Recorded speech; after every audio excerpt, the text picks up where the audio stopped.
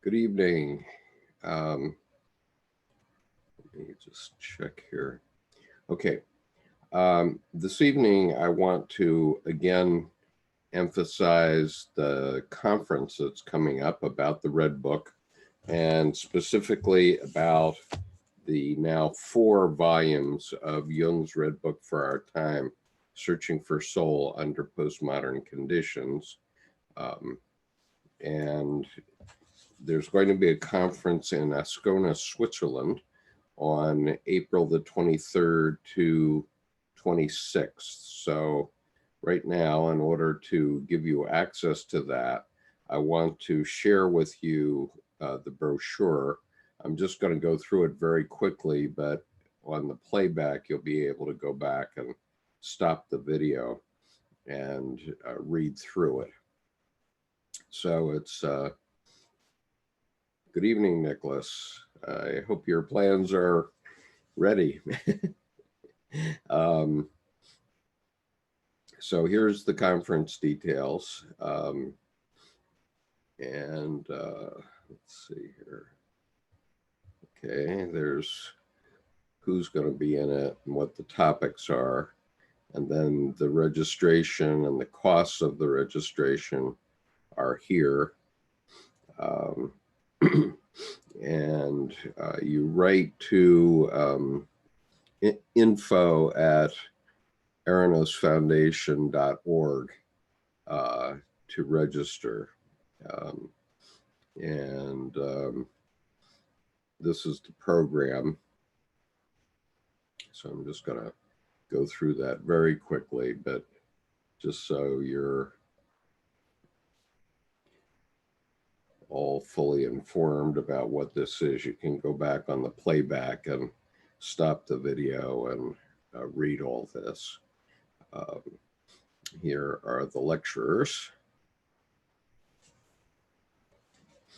And more lectures. This is all the usual suspects in the Jungian analyst community.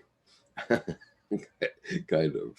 I mean, as it happens in this book, essentially everyone is some sort of analyst or therapist, and almost all are fully blown Jungian analysts.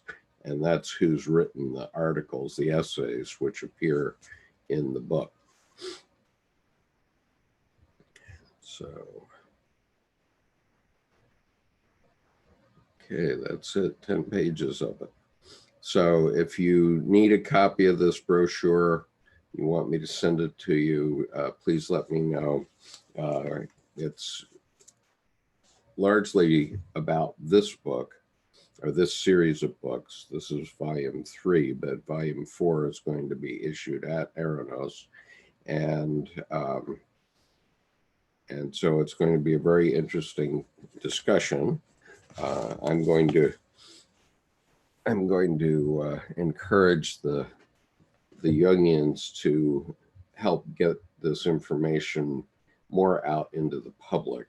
I know a lot of them think that they do all they need to do by speaking about myths at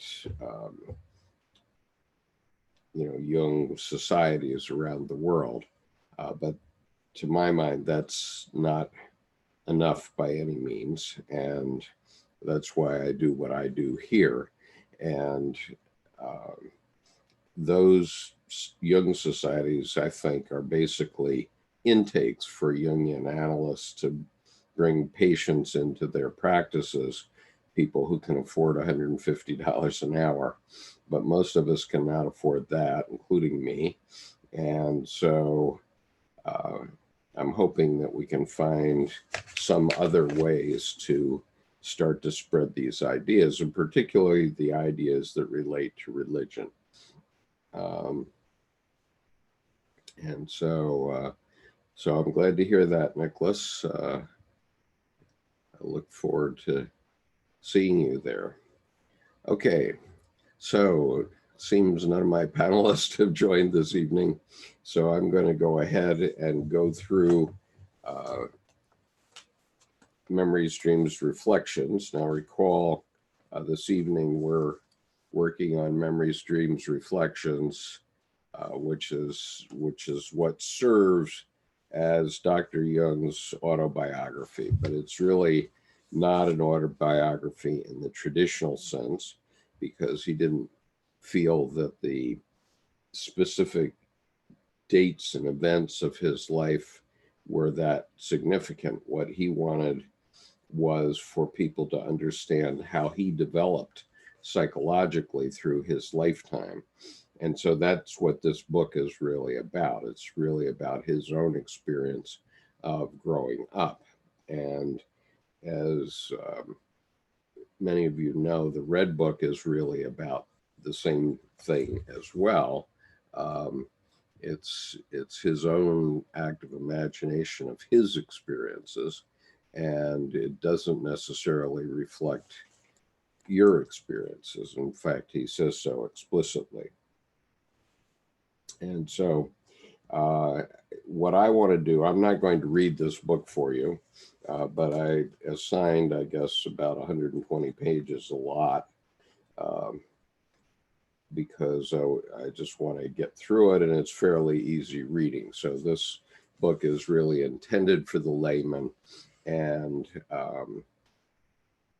you should be able to get through it. But I'm going to comment on a few things here as I go through it, and I'll certainly respond to any of your questions or comments on the YouTube chat, even if none of the Zoom panelists come in tonight. So first of all, so I'm starting with chapter 7, which is called The Work. And so he was working through his psychology throughout his lifetime, and he really didn't want to set too many rules about it, because he wanted to give enough information so that you could recognize things happening to yourself and see that it was also happening to the leading psychiatrist of the 20th century. And keeping in mind that Freud was not a psychiatrist, Freud was a neurologist. And so I think it's fair to say that Jung was the leading psychiatrist of the 20th century, and he plowed a lot of new ground during his lifetime. And so he begins this chapter of The Work by talking about the fact that he had to find where his particular premises had appeared previously in history. And obviously that was important, because it would demonstrate that it was his that his experiences were experiences of humankind in general, and that was very important to him.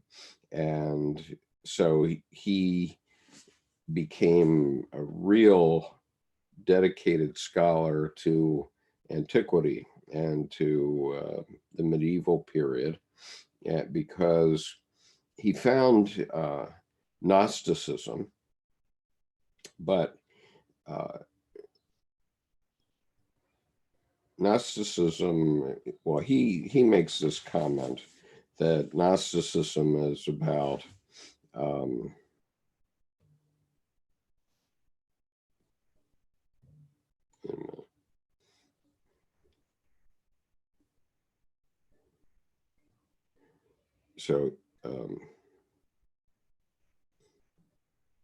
okay, so he says this had been inaugurated by Freud. Freud was also looking at the Gnostics, but he wanted to cover it for a modern audience. So he says this had been inaugurated by Freud, who had introduced along with it the classical Gnostic motifs of sexuality and the wicked paternal authority. The motif of the Gnostic Yahweh and creator God reappeared in the Freudian myth in the primal father and the gloomy superego deriving from that father. In Freud's myth, he became a demon who created a world of disappointments, illusions, and suffering. But the materialistic trend, which had already come to light in the alchemist preoccupation with the secrets of matter, had the effect of obscuring for Freud what other essential aspects of Gnosticism, the primordial image of the spirit as another higher God who gave to mankind the crater or mixing vessel, the vessel of spiritual transformation. The crater is a feminine principle which could find no place in Freud's patriarchal world. Incidentally, he is by no means alone in this prejudice. Okay, so the crater is a cauldron, and basically, if you think about alchemy, they were mixing things together. This is why alchemy prefigured chemistry, because the alchemists were looking for the spirit in matter in different items. And they had, in some of their earliest work, they had examples of jellyfish that were conscious enough to attach themselves to ships plying through the Mediterranean. And so they said, well, you know, that's an indication of spirit. And of course, they also had spirit like magnets, if you can imagine, plus and minus magnets. And one way it's pushing together, one way it's pushing apart. And so because the two ends of the magnet operate in that way, the ancients said there must be spirit going on there, even though it doesn't look like much. But obviously they did have compasses in ancient times. And Ari Magoo says, what were sources of Gnosticism at his time? That's a good question. I really don't know, because the Nag Hammadi library was only discovered in 1945. And Jung was obviously well aware of the Gnostics before.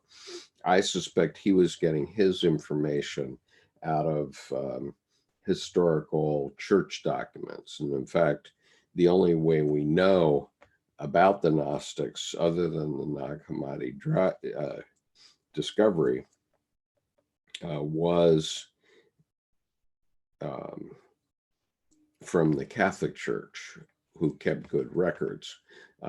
So that also helped Galileo, of course. The Catholic Church kept good records, and so they were the enemies of the Gnostics. And you know, for my lights, the crucial thing about Gnosticism, which applies to Jung, is the fact that the Gnostics were into the experience of God, not only the argument of God, the logos, but the actual experience of God. And so, you know, I have religious experiences almost every day, and but I recognize what they are now, and before I didn't. And you know, a lot of people probably just say, oh, that's just a coincidence, nothing special. But these things are special, and when you notice them, it's meaningful to you, at least unconsciously. And you can find some of my examples if you look at my talk that I gave on October 27th of last year at Unity by the Bay, where the title of the talk is Finding the Living God. And in that talk, I gave some 45 minutes worth of examples of my own personal religious experiences. And these things are not easy to catch on video or film, but I actually have caught 2 on video, and they are on this YouTube channel. You can find them, and also they are in that talk that I gave. Now let me look at your comments. And Granat says, same as now, pretty much. Yeah, we have the Book of Thomas now, and I don't know when that was founded, but that book, and I have it, but it's not within my reach at the moment. The Book of Thomas is supposedly a Gnostic text, but and it was thrown out of the Bible by the Council of Nicaea, but it still is an important text. So that's because that's doubting Thomas. And Ari says, possibly literature from Renaissance era were sources of Gnosticism in Jung's era. Yeah, I suspect so, but these would all be by the enemies of the Gnostics, because the church wanted you to only pay attention to the word, because they wanted to set up dogma and they wanted to set up rules. And if they acknowledged that there could be an actual experience, then who needs the priests? If you recognize what's happening to you, why do you need the priests? And so the priests were creating a profession over the last 2,000 years, let's say, and that profession depended upon you believing without knowing. Okay, they wanted you to believe their story about it, and so that's what dogma is. That's dogma in all religions. It's my way or the highway. And so then you get the church splitting up and fracturing into several hundred sects, because after Martin Luther, then even the Catholic Church, I guess, broke into 5 parts. And I'm told that there are more than 400 Protestant sects. And, even today in my community, we have many, many churches almost on every street corner. So people set themselves up. And in the case, even in the case of my marriage, my wife and I are not particularly devout Christians per se, or weren't at the time we got married. And so we had a minister of the Universal Life Church marry us, and it worked.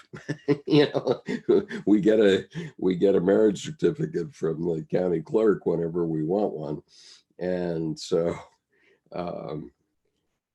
and we had a reading from Khalil Gibran's The Prophet in our wedding ceremony.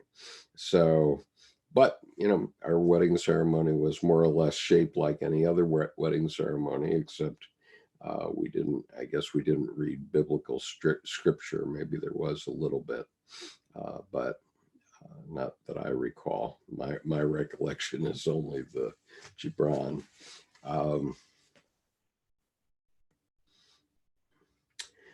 So Ari says, let's see.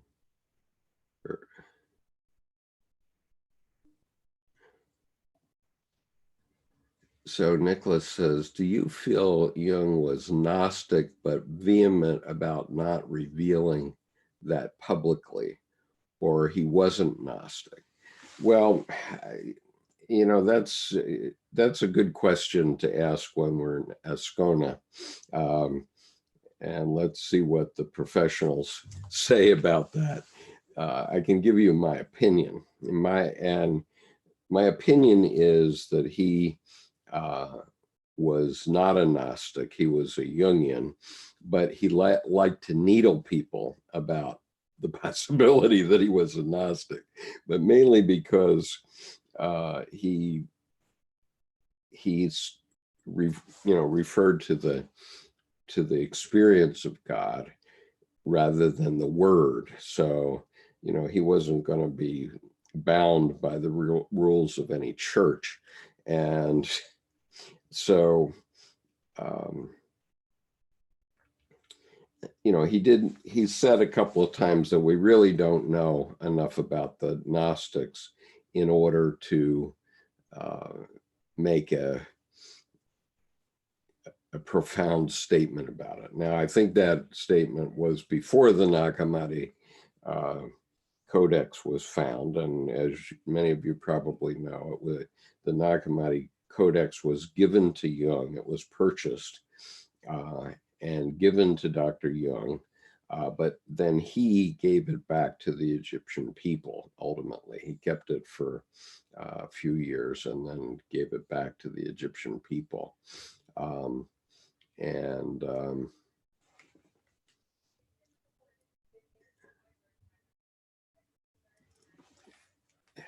And was he vehement about not revealing it? Well, he called it a mistake of his youth to publish the 7 Sermons to the Dead in the 19-teens, which he published under a pseudonym.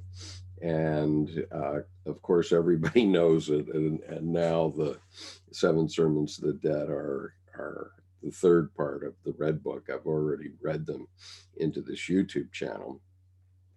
And so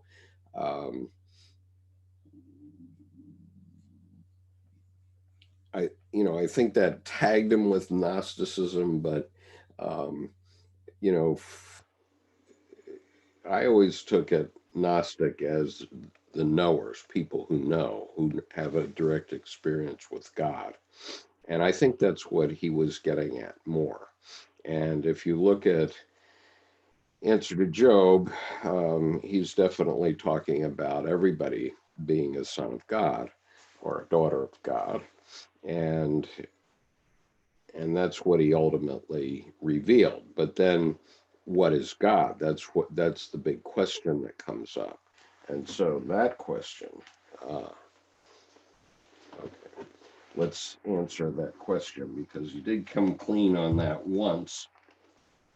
And the Jungian community hid it from the rest of us by not putting it in a place where you can find easily. I mean, you can find it if you're somebody like Skip, who really studies Dr. Jung's work very thoroughly.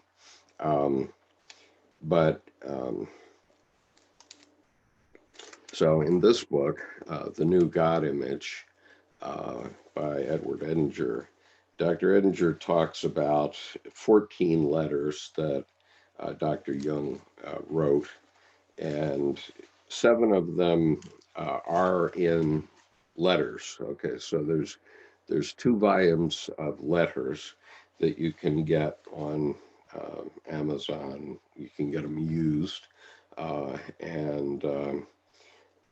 and so you can read those letters, and they're very informative, the letters. Actually, I felt I learned a lot more out of the letters than out of his regular scholarly work, which when I was first studying Dr. Jung's work, it was a little bit too much for me. But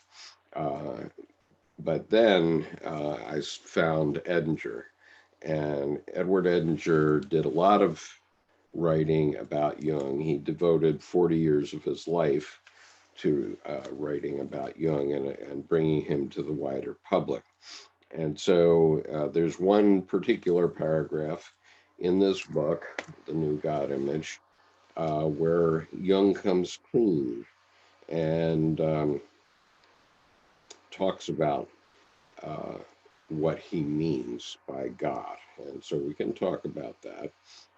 In his letter, this is on page 187 of this book, and it appears, believe it or not, in The Symbolic Life, volume 18, paragraph 1664.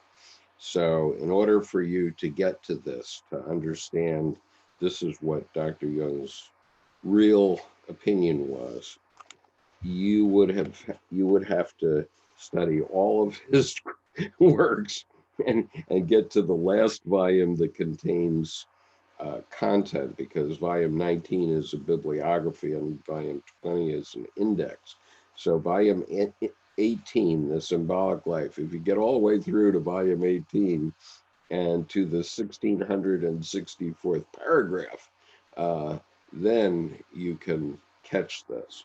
And by the way, I've been meaning to buy a hard copy of The Symbolic Life for several years now. I finally did it. I ordered it from Amazon, and it came, there were two books this size. The other one is out on my table. And I said, oh, they sent me two. And actually, no, it's over 1,100 pages long, volume 18. And so there's 18A and 18B, I guess. And it is the whole book. And it cost me about $100, but it came from facsimile publisher Ashok Vihar, Delhi, India. And so apparently that's who's selling these books through Amazon these days. So it's www.facsimilepublisher.com or books@facsimilepublisher.com. I mean, the quality is okay, and it's basically exactly what you would get in the collected works. But anyway, that's an experience I'm having recently with these things. But anyway, what did I do? Okay, here it is. All right, so let me read this letter, because this is sort of an astounding thing. And he covers himself, because he says, and this is a letter from to the Reverend David Cox. It's about 10 pages long. I've read all these letters into the YouTube channel, so you can find them on this channel. And or my reading of them. He says on page 187, I must apologize for the length of this exposition.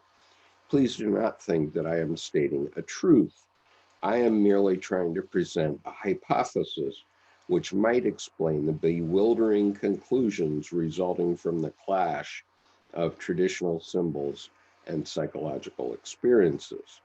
I thought it best to put my cards on the table so that you get a clear picture of my ideas. Although all this sounds as if it were a sort of theological speculation, it is in reality modern man's perplexity expressed in symbolic terms. It is the problem I so often had to deal with in treating the neuroses of intelligent patients. So I'm presuming all of you are intelligent patients. It can be expressed in a more scientific psychological language. For instance, instead of using the term God, you say unconscious. Instead of Christ, self. Instead of incarnation, integration of the unconscious. Instead of salvation or redemption, individuation.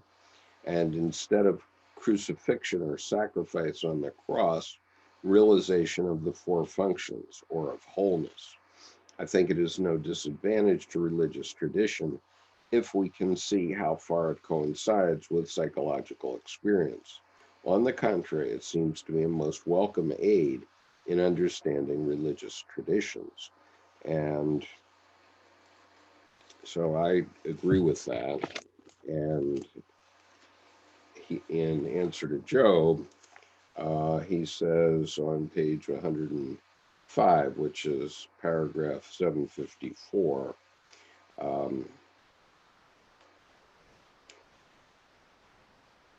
he's saying that the theologians should bend to the great task of reinterpreting all the Christian traditions.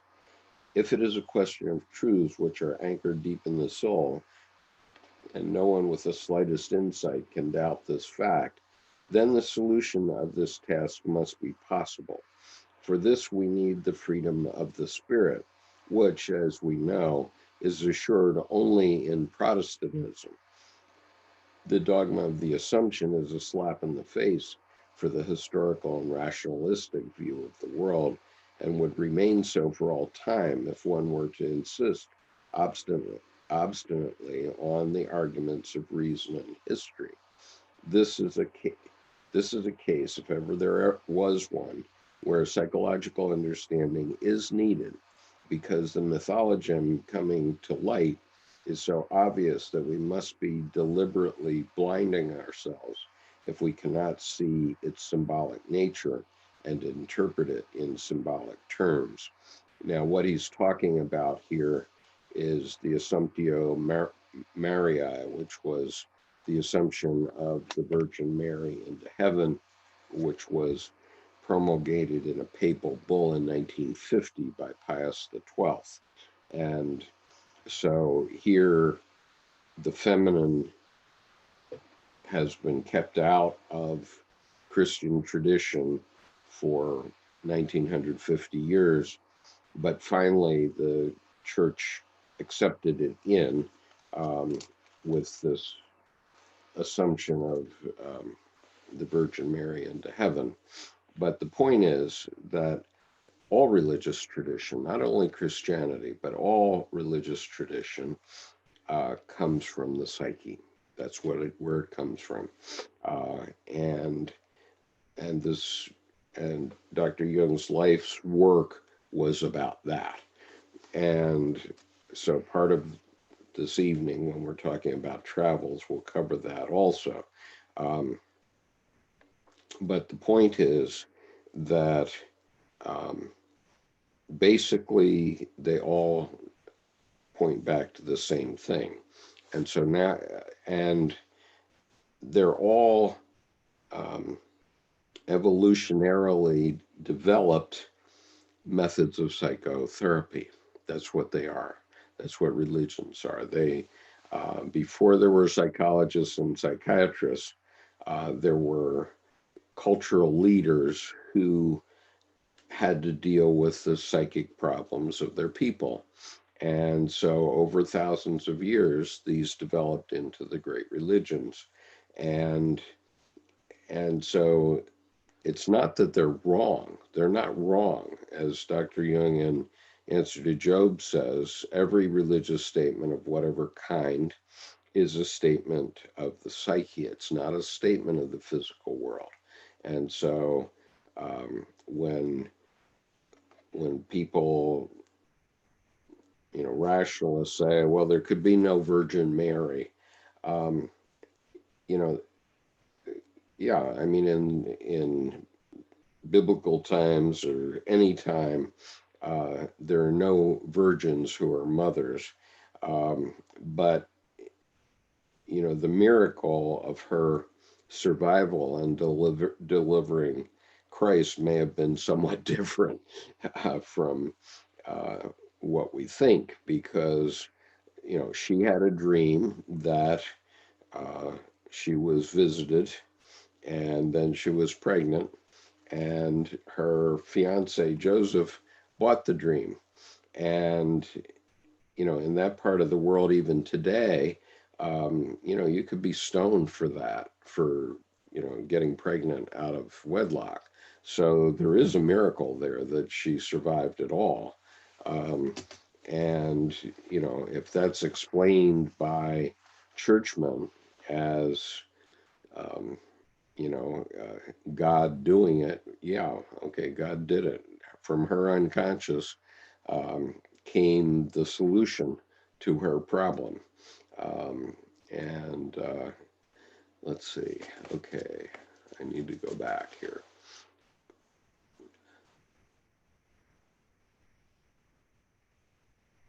Right. Okay, so yeah, the Council of Nicaea was 325 AD.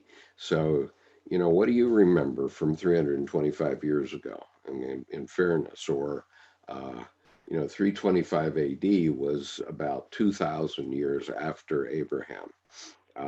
And so, and it was still 300 years before uh, the Prophet Muhammad, peace be upon him.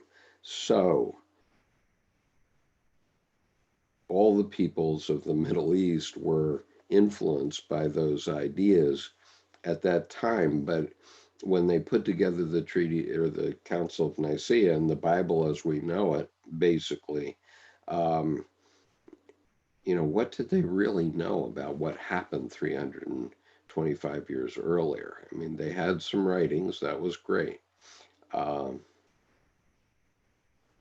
Nicholas says yeah, Nicholas says the curative for dogma is Gamma.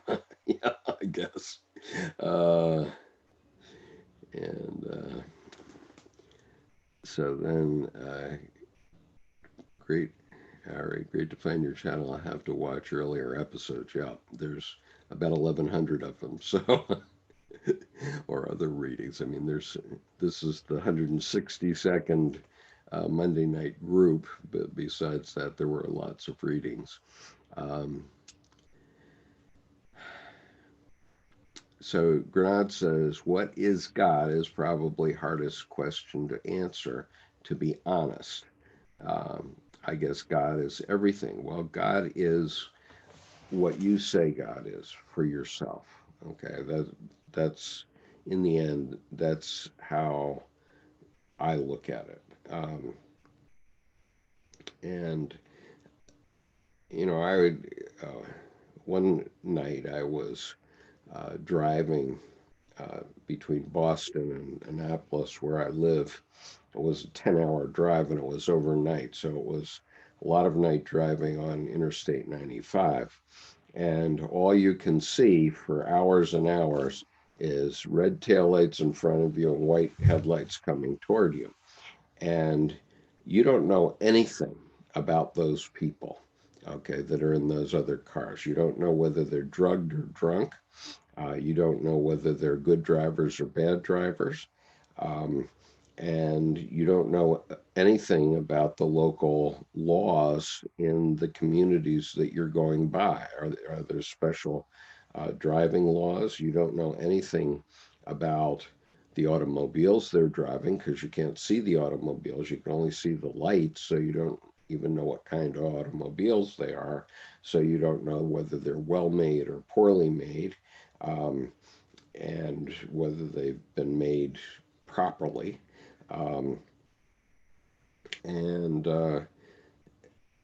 and you don't know, what the local constabulary is doing to make sure people follow the law, the rule of law. Now that we're collapsing the rule of law, what's that going to mean for everybody? I mean, um, if you get caught on the superhighway at 90 miles an hour, can you go into the local justice of the peace and say, look, the president doesn't follow the rule of law. Why should I? I was safe. I didn't hurt anybody, and so on. So, these are real issues. But the point is, I had this epiphany at that moment that it's the hand of God. The hand of God keeps you safe. Because I crossed the George Washington Memorial Bridge at like 10:30 at night, and man, there are New York drivers zinging every which way, in and out of different exits and entrances, and people are going way too fast for conditions and so on. And what keeps you safe, and what keeps us safe is something that's unconscious that we couldn't possibly be conscious of. And so if I choose to call that the hand of God, I think that's an example of what I'm talking about. You can call it what you want, but you're going to make yourself crazy uh, trying to get all the proofs. Like, what kind of cars were those people driving? Were they good drivers or bad? I don't know. And And the best thing that you can do is um, pray to your own unconscious, petition. That's Dr. Edinger would say, petition your own unconscious to do the right thing. And so, if I'm a football player and I'm praying to God, I should be petitioning um, God, the unconscious, to make me get in the gym every day and work out so that I can make it on a college football team and get into the NFL. But that's all about convincing your unconscious to make sure that you get into the gym enough and do enough running and so on, so that yes, you make the touchdown, and yes, um, God made that possible, but that God isn't there. That God is in your heart, okay, because you prayed to God to keep you working out enough and keep you studying the plays enough so that you can win those games.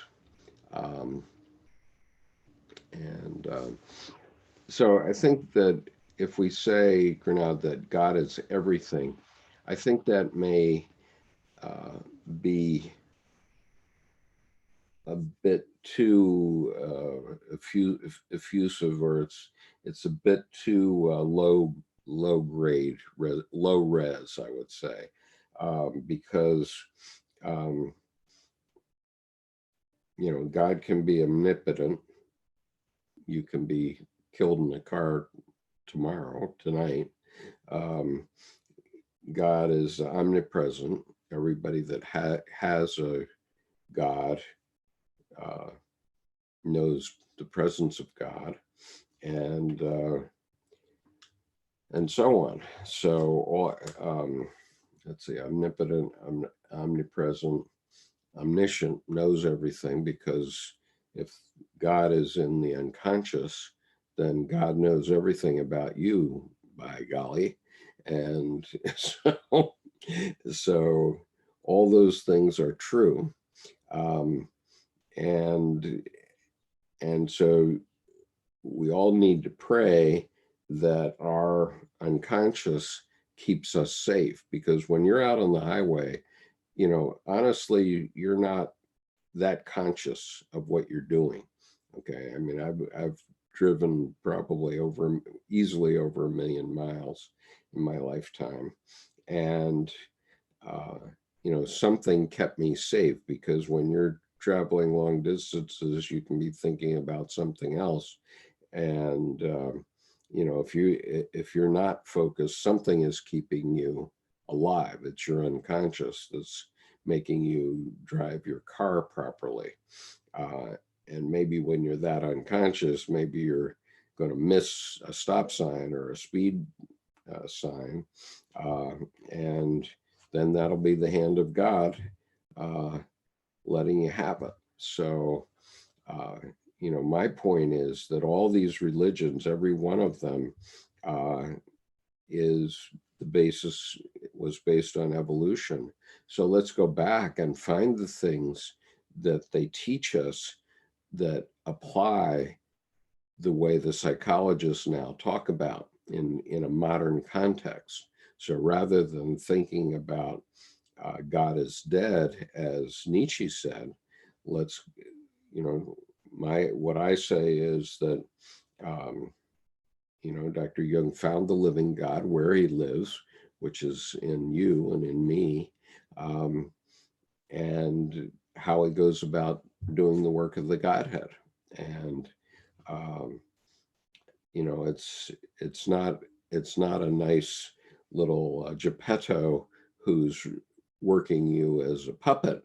It's rather uh, it's bumper cars, basically. I mean, if you look at the way God uh, took care of, or caused and took care of, World Wars One and Two, that's pretty bloody, but that's the way God molds us into what we need to become, in my view. All right.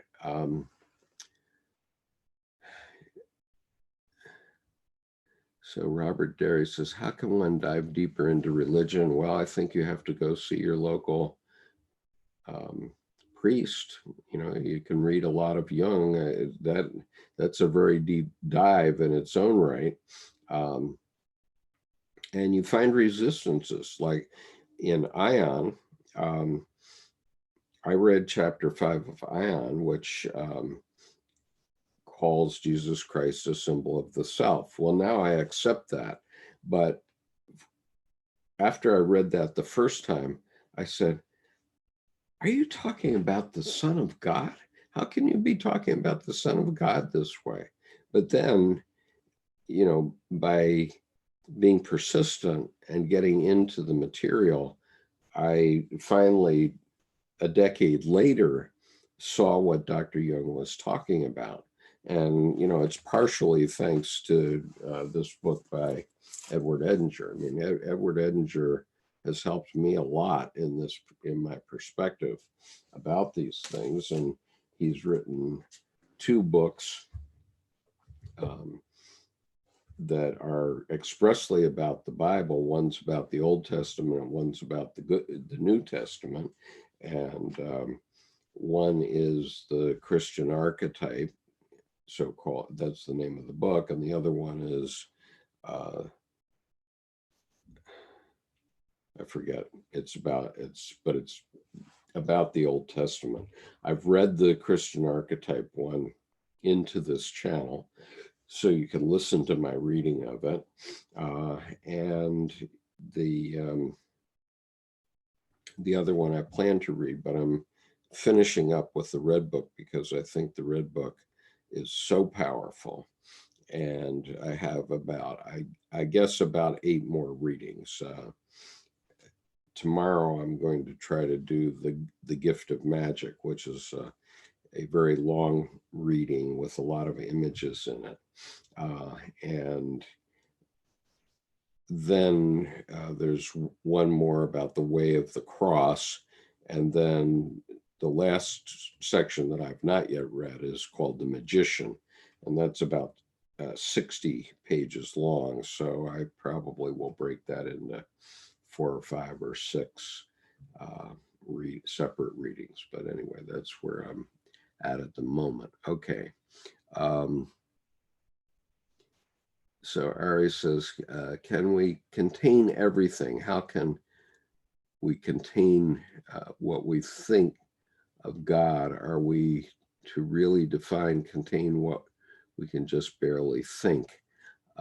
With humility, we may be so fortunate to get some understanding. Nothing wrong with that. May we be granted just to even think or to be here. You know, amen to that.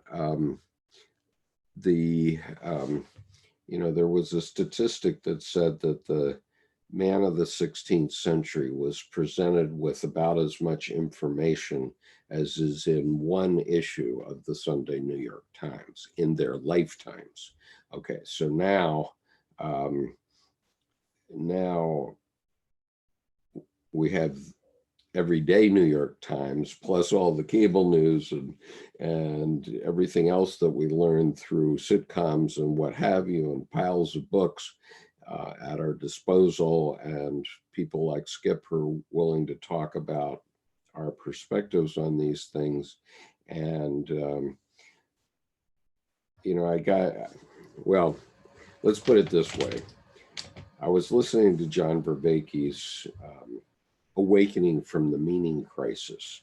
And mostly you couldn't awaken from his meaning crisis because he wants to define the word meaning.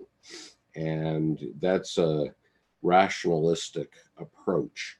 And the meaning that he's talking about, the meaning crisis, is the meaning of your life.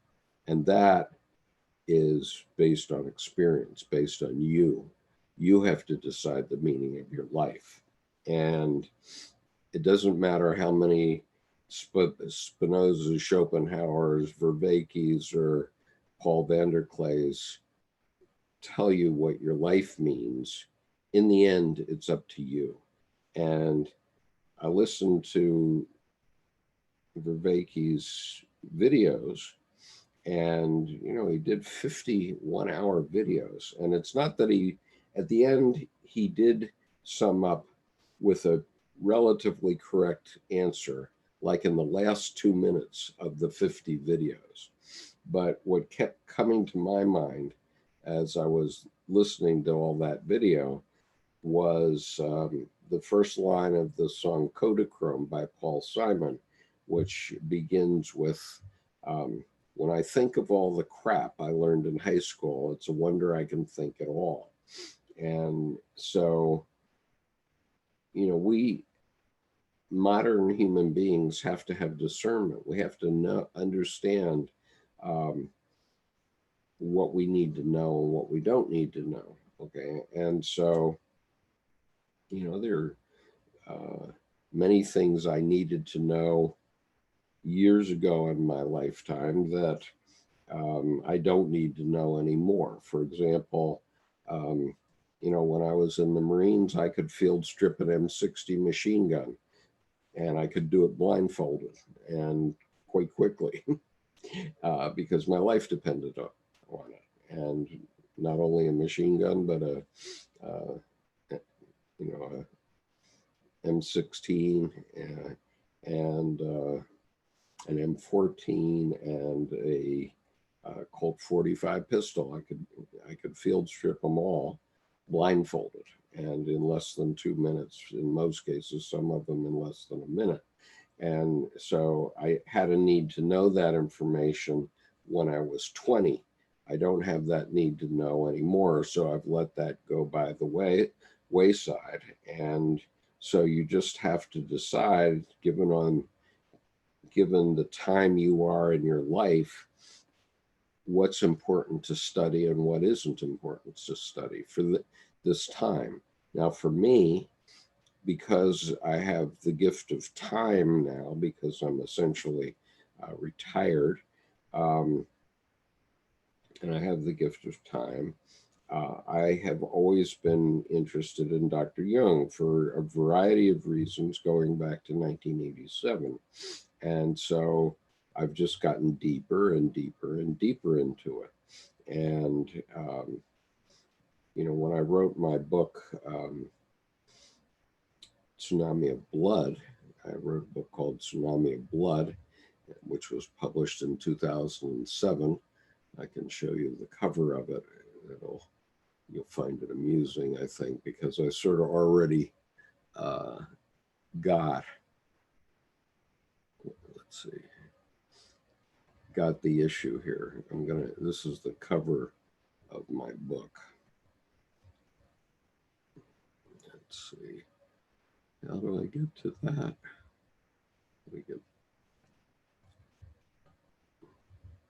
Have to get to my Zoom. Okay, here it is. Okay, so I'm going to share. This is the cover of Tsunami of Blood. And so, as you can see here on the cover, I put the symbols for the main Abrahamic religions and showing them about to be wiped away on a sand beach by a tsunami. Fortunately, we didn't have an actual tsunami of blood, so we had to make up the picture in this way. But you get the idea, and so you can decide whether you think that's important. But what my wife said about it when she read this book, and she and I have a custom of not reading one another's writing while we're writing, because one of the bad things is to have a critic right there in your face all the time. That's a sure way to not write. And so we have traditionally not read one another's writing while it's going on until it's ready for publication. And so she read this book and she said, I was surprised to find God in that so much. And I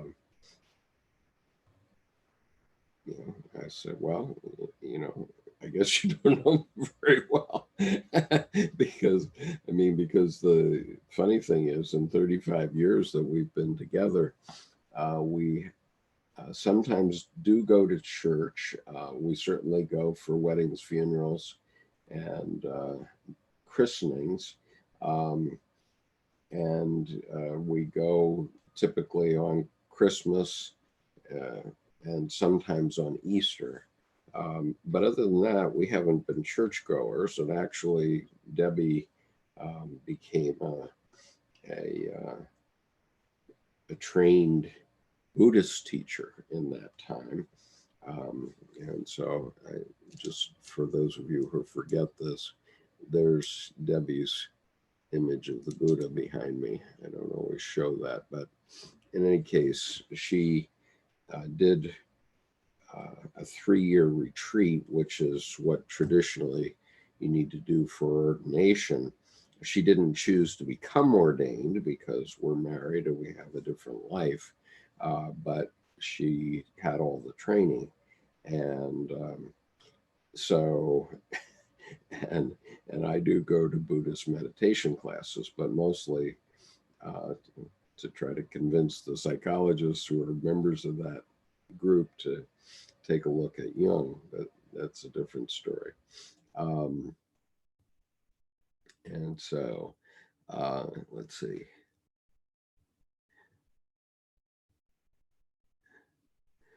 Ari says, can we contain everything? How can we? Okay, I really addressed that, Ari.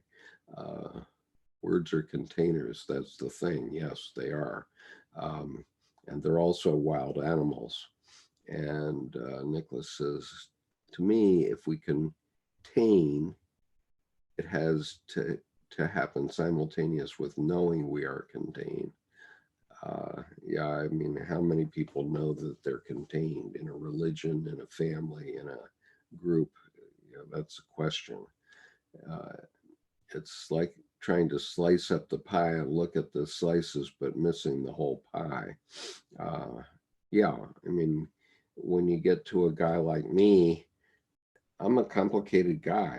Many people say I've lived 9 lives. I hope I haven't lived 9, but I've certainly lived many. And those have included, becoming a Marine officer. So then I'm contained as a Marine and serving in the Marine Corps for 23 years. So I became a lieutenant colonel. And then, going to law school, becoming a lawyer. I'm still a lawyer in the state of New York. Going to business school and learning all those statistics. They missed the black swan, though. They never mentioned the black swan during my business school. And then ultimately founding a company that became a public company, and then losing my life savings because things aren't what people think they are. Okay, they're not. So, by words they convince us. They convince me that Lehman Brothers has been around for 187 years, and it's like the Rock of Gibraltar, except on September the 15th, 2008, they went bankrupt and crushed my life savings and the life savings of many of my fellow baby boomers. So, things aren't necessarily what you think they are.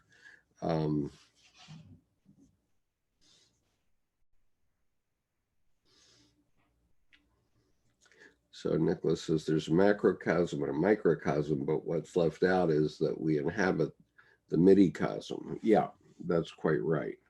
And that I'll give you credit for that word, Nicholas. That's a great word. We stretch out as far and we recede in. Absolutely. Art says, hi, Skip. Just got in. What are we doing tonight? We're trying to work through 3 chapters of Memories, Dreams, Reflections, we're working on the work right now. But anyway, something beyond the physical or metaphysical, can we contain it, measure it? You can contain it and measure it within your psyche. Um, if you're asking whether you can contain and measure the metaphysical in the physical world, the answer is no. uh, and so you shouldn't try. You shouldn't try, because that's not where all these religions are based on the psyche. That's it. You know, every religious statement of whatever kind is a statement of the psyche. It's not a statement of the physical world. And so if you're looking for it in the physical world, you're looking in the wrong place.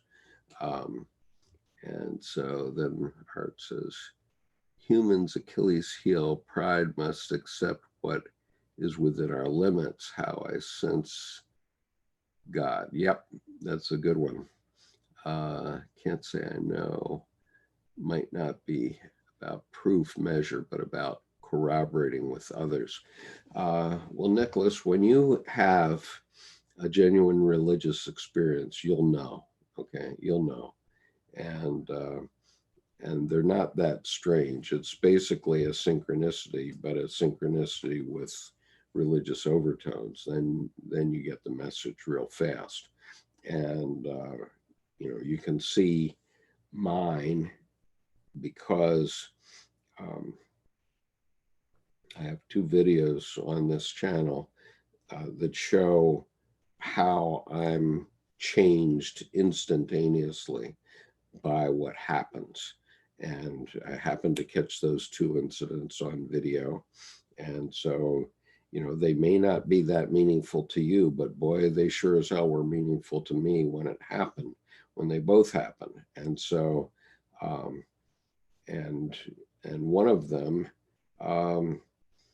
is, it happened twice, and once because I didn't understand it at all. And mind you, one of the important things we talk about is the art of C.G. Jung, and I want to talk about that tonight. But I'm a pretty logical, rational guy. I was in the Marine Corps. I went to law school, and I went to a Chicago school style business school, which means 15 courses in statistics by different names. Okay, that's a lot of logos. Okay. And so when I go to an art museum, I go through and I say, but, it doesn't really affect me that way. And I used to think about Jackson Pollock's drip paintings like, yeah, geez, a kindergartner could do that. Yeah, maybe. I don't know. But what I do know is that on one occasion, when I went into the Boston Museum of Art one time, I had a half a day to kill, and so I decided to go to the art museum. And they had a special exhibit of modern art. And the first thing that happened to me, which, I won't rate this as a religious experience, but the first thing that happened is I walked into a gallery, and all that it had into it was a dining room table and 6 chairs, except that they were 3 times normal size. And this was by an artist named Theron, I believe.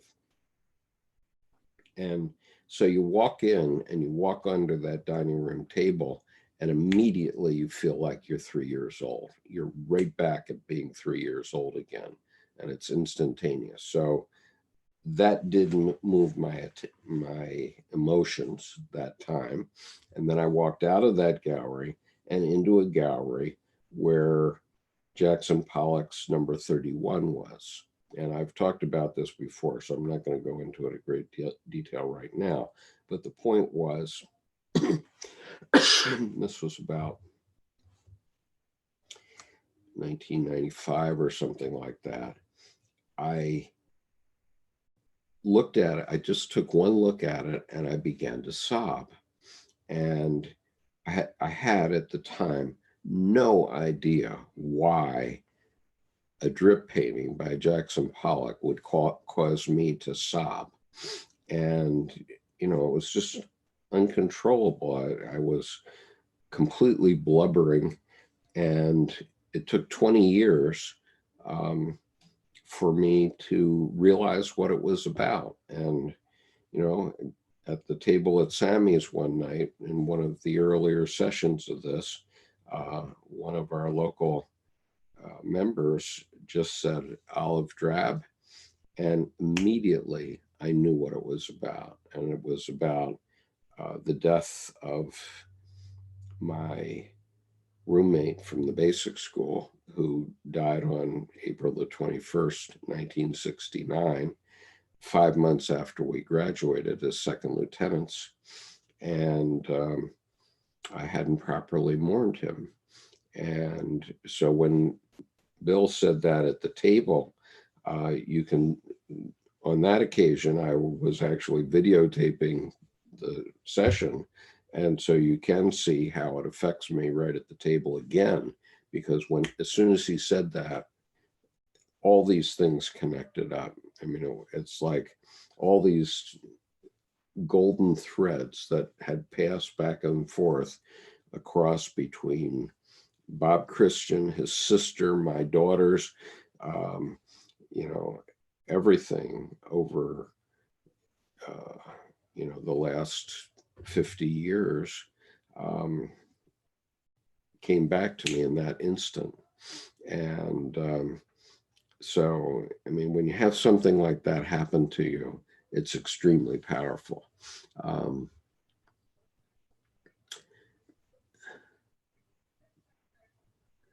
And Opal says she was talking about Paul Simon about an hour ago. There's a synchronicity for you. And Montana says, sorry, no worries, Montana. I just started reading Archetypes in the Collective Unconscious, and in 12 hours of nonstop attention on the book, I got to page 53.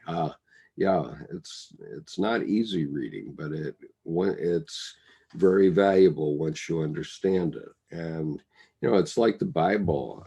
The Bible has stories in it. And if you read it like a novel, it may just sort of pass over you like a shower, right? You don't really get it.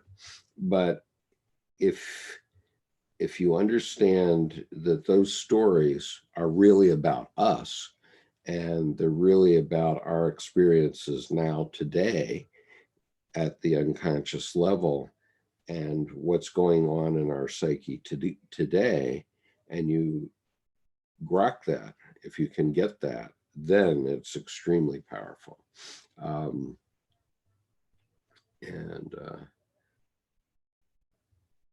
Nicholas says, it's Terence McKenna's word. Okay, well, fine. Yeah.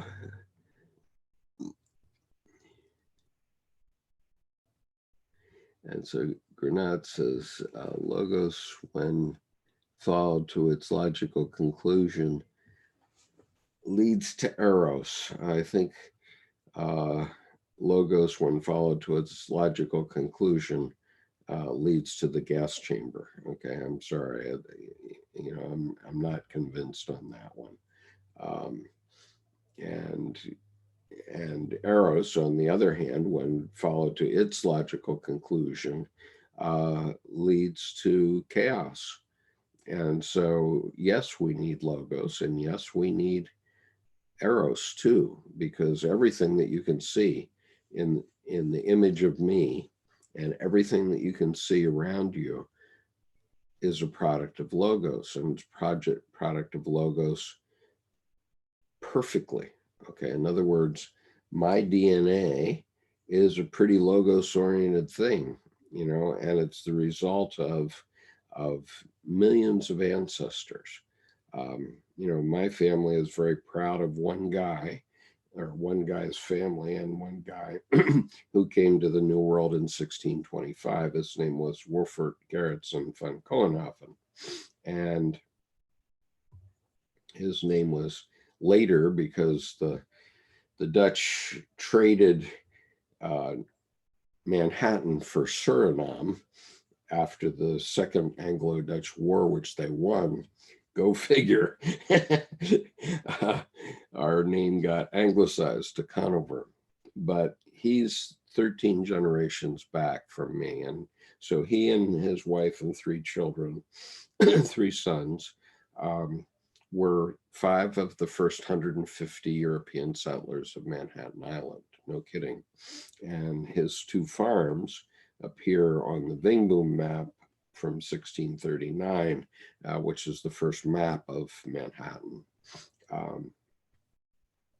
And we're very proud of him.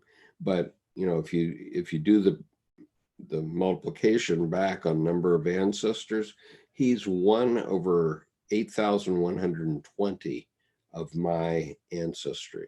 He's 1 over 8,120 of my ancestry. So why should I be very, proud of him and not the other 8,119 of my grandparents at that age? Go figure. But so we have to understand that we're very complicated beings, and we can't explain everything, and we probably shouldn't. If you could explain everything, then what would be the reason for living, right?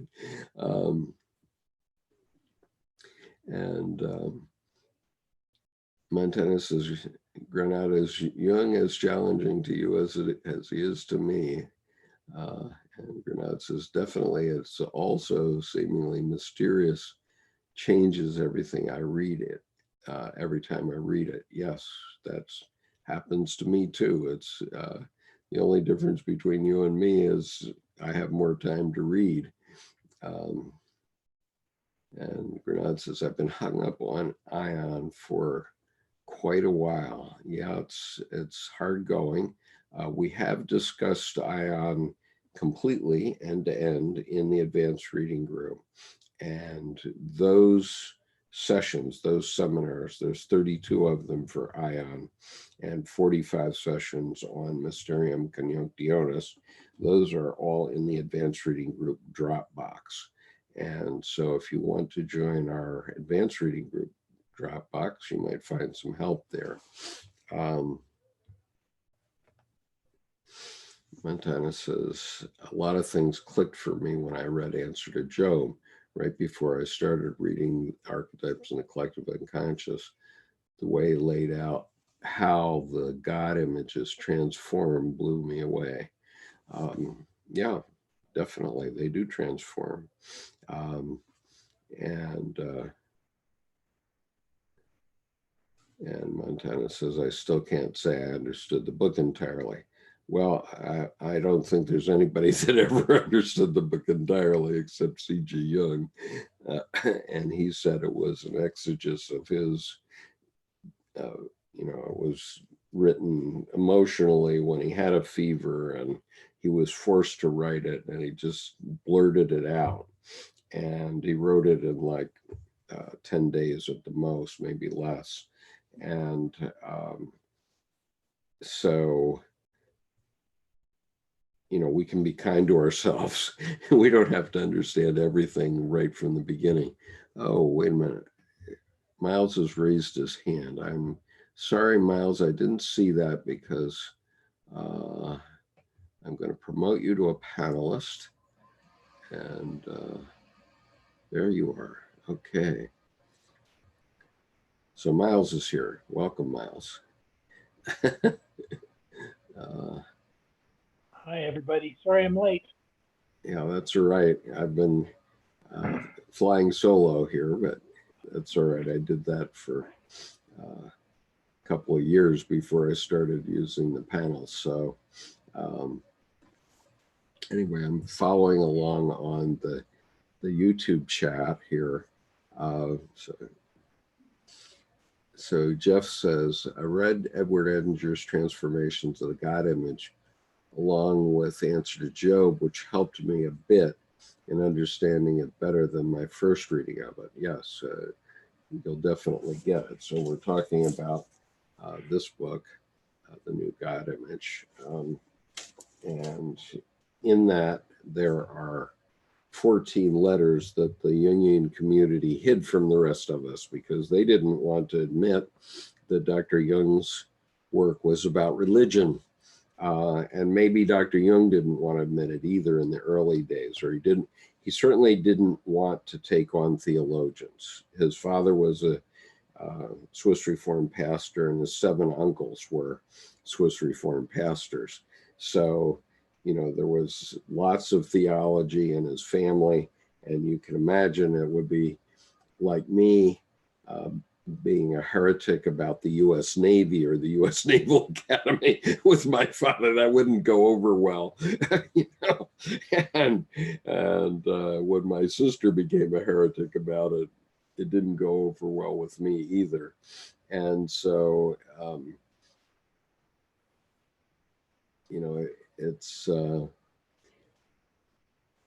it's something you just have to get into deeply, and then you start to grok it. Isn't that right, Miles? I mean, you're here because you're like St. Peter for me. On this rock I build my church. Oh, thank you. And as I've said, I call you my Trevi fountain of all things Jung. Okay. I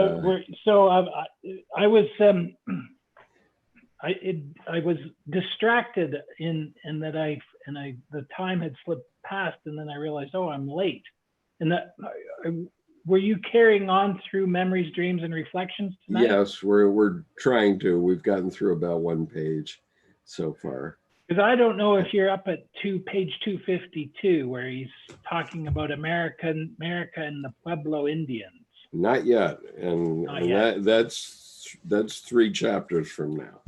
Okay, well, I'm going to hold until then. I've got some things that jumped out at me that I wanted. Okay, I've been mainly responding to YouTube chats here so far.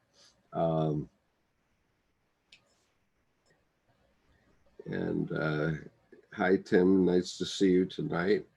I'm definitely not a rationalist. I'm going to read the empiricist next, and then hopefully, with due luck, I'll be able to understand Kant. I don't know why you want to bother, Montana. To be honest, okay. I mean, if you're an academic like John Vervaeke, it's well and good to go back and get yourself a PhD in what all these people thought and how they changed one another's minds all the way down from Aristotle to now.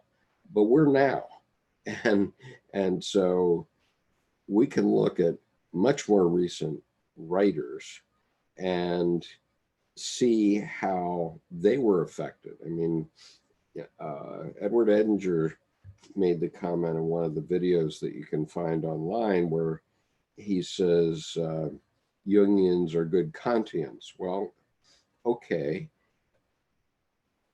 that's a fine statement, but who cares? I mean, if they're good Kantians, why do I care what Kant wrote? It's like I'm sure that the Marines who were aboard the HMS Bonhomme Richard, who were in the rigging of the ship when she was in battle with the Serapis, were very effective with single shot muskets, and also they were effective swordsmen, because when their ship was sinking, they swung across to the rigging of HMS Serapis and captured her. And as a result of that fact, instead of being sunk, John Paul Jones won a prize, and his ship went to the bottom in that battle. And So, but just because they were good musket guys doesn't mean that as a Marine, I should have become a good musket guy. And, today, they don't even give you an M14, which is what I was trained on. So, um, we need to find out how are we using this information now. Yes, deep dive into some of these things if it interests you. I'm not saying don't read Kant. I'm saying, but be selective. You don't have to be a John Vervaeke who knows, um, an hour worth about 100 philosophers over the last 2,000 years. Um, or yeah. So, if you know what an hour worth about any of those philosophers, that's not going to say very much. And, this is why I stick to Jung now, because I did study Jung um, peripherally for many years. I thought that Jung's work was about clinical psychology, and it really is not. But nobody said that, and none of the Jungians I ever met even mentioned it. And it was only when I realized that it was really about religion and how religion had been used, had been weaponized against me and my own family. Um, then I got interested, because now it's about now. Now it's about religion. And so I challenged a Jungian analyst about this about a year ago. And I said, you guys have hidden the fact that it's about religion. And he said, yeah, we had to, because we had to protect a fledgling profession, the Jungian analyst psychotherapy profession. And so, fine. So now Jungian analysts are well and truly ensconced in their profession. And now it's time to acknowledge that this is really about religion. And it's really about all of us. It's not about people who can afford $150 an hour for Jungian analysis ad infinitum, which often happens. And so, that's sort of a rant, but Well, can I just add, yeah, go ahead.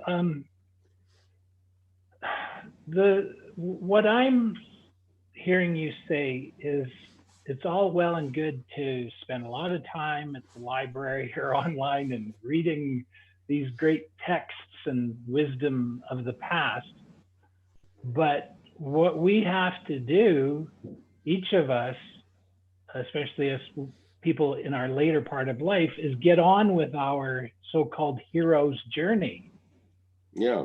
And do something with it. Yeah, I'm a great believer in liberal arts colleges. I went to a fine one, and I believe, and what they teach you to do is to teach yourself to learn.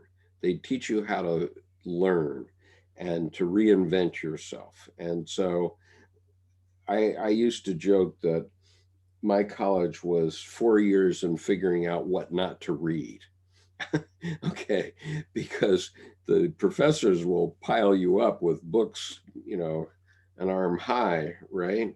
But you can't possibly read all that. And so even in my day, and I've been out of college for more than 50 years, we couldn't possibly read all the different things that we were presented and we were being examined on. So the point was that you have to learn what not to learn or what not to study. And that means you have to essentialize what you need to learn. So what do you need to learn right now? Okay, that's the question.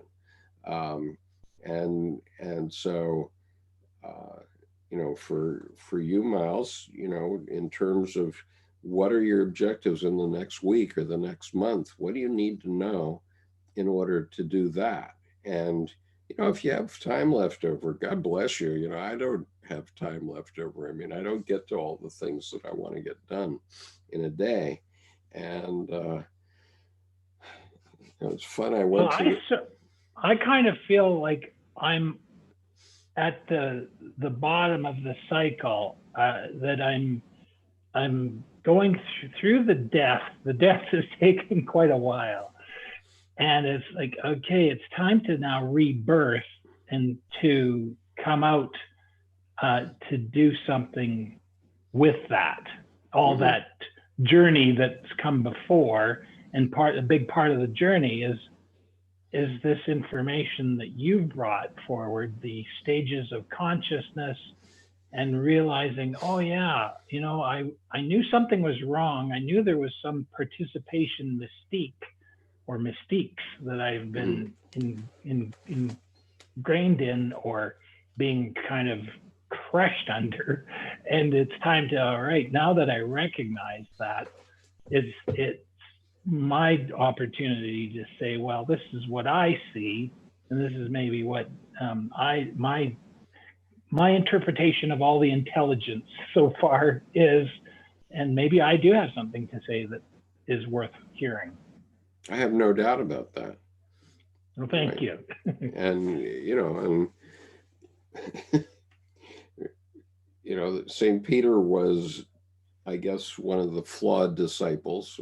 I guess they were all flawed, but um, when Jesus says, "On this rock I build my church," he didn't mean that it was a perfect stone. And by tradition, for the last 2,000 years, when they build a cathedral, the cornerstone is always a flawed stone.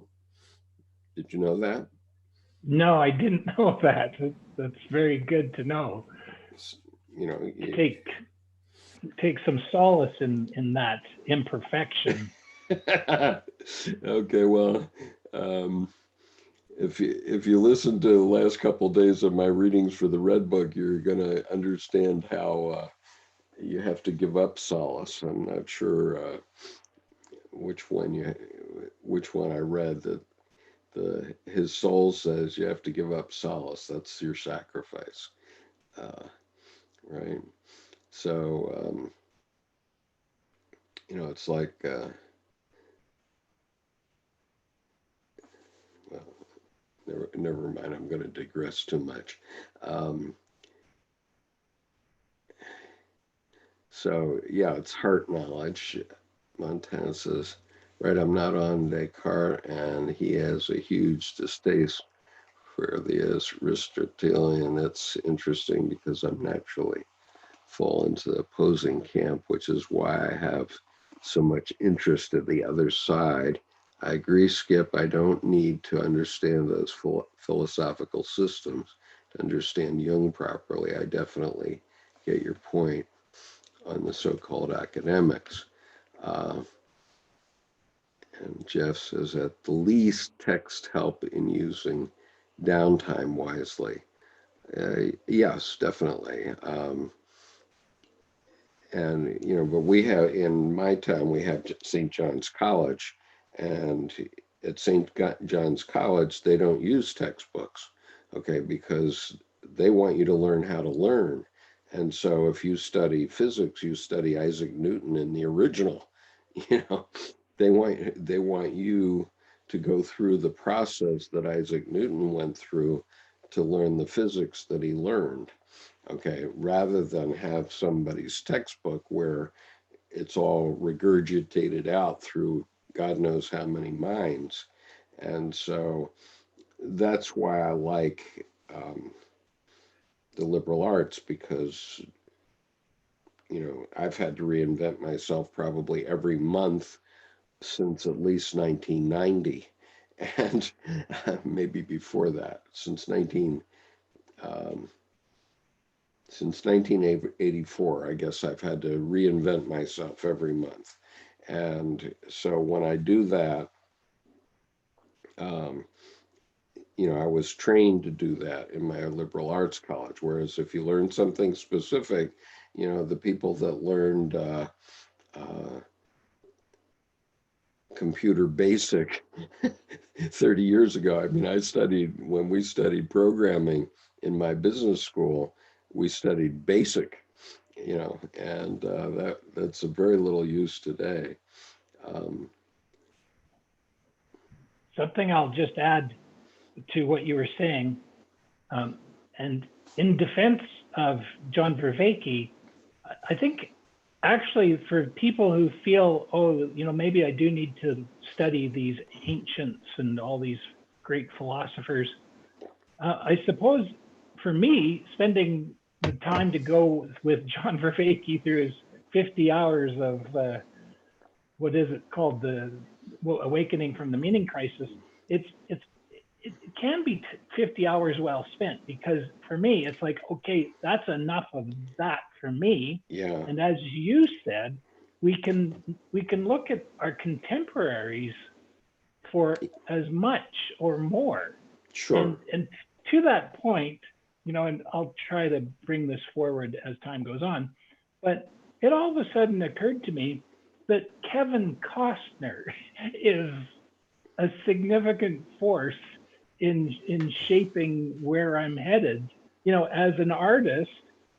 So Kevin Costner, he's a great American film director and actor, and it just occurred to me that there's three movies, and I don't go to a lot of movies, but interestingly enough, I have been to three of his movies, and one is Field of Dreams. Hmm. The second is Dancing with Wolves, Of course. and a third, which I would say very few people maybe know about, but I highly recommend it, and it's available for free on YouTube, and that's called The Man Who Saved the World. Uh-huh. Okay. And those three, I'm thinking, as John Vervaeke would say, are significant impacts on my salience landscape. Well, yeah, that's good, and that's how we learn today. I'm going to add one more, but going back to your point about Vervaeke, I agree with you. If you've never studied that way and you need to study up on philosophy, listening to the 50 hours of Vervaeke is not a bad idea, but then forget it,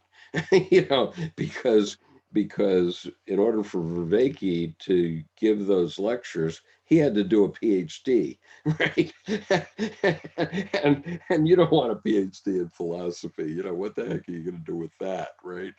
So probably Vervaeke is enough to make you be able to talk to people at a cocktail party, right, about philosophy and know something, right?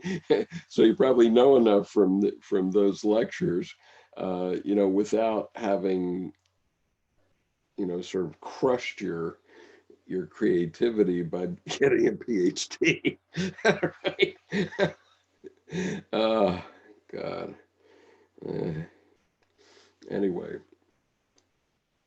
and Were you going to recommend a fourth Kevin oh yeah, Costner fourth to me? Kevin Costner movie, which is The Guardian, and the reason I like that, and it's on this point, which is, people ask me, what should I read of Jung, etc., and he had a great response. In The Guardian, he's a Coast Guard rescue swimmer in Kodiak, and at one point anyway, and he has a young rescue swimmer that he's training, and the young man says to Kevin Costner, how do you decide who to save? Okay, last night I was watching a documentary about Alaska Ranger, which was a fishing vessel 206 feet long, had 47 souls aboard, and it sank uh, 500 miles from Kodiak. Okay, and the Guardian, or the Coast Guard rescue swimmers, were able to save 42 of the 47 men. Even, a very complicated rescue. It was quite something. But so that's the kind of thing that they are facing. And so this young man asks Kevin Costner, how do you decide who to save?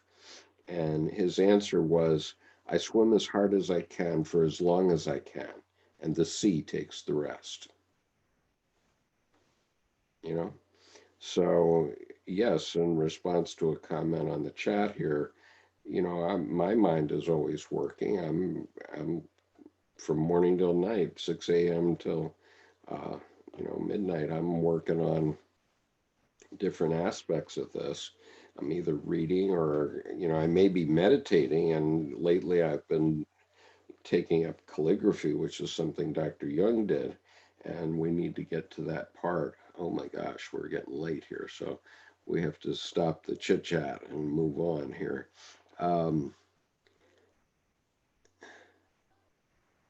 And Valis says, we're inside a computer controlled by Jacob Rothschild. Yep, probably so. That's depressing. Indra is here.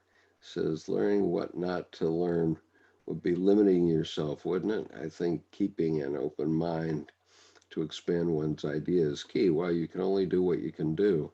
Um, and Sean says, we have to have integrity when we're following our soul path.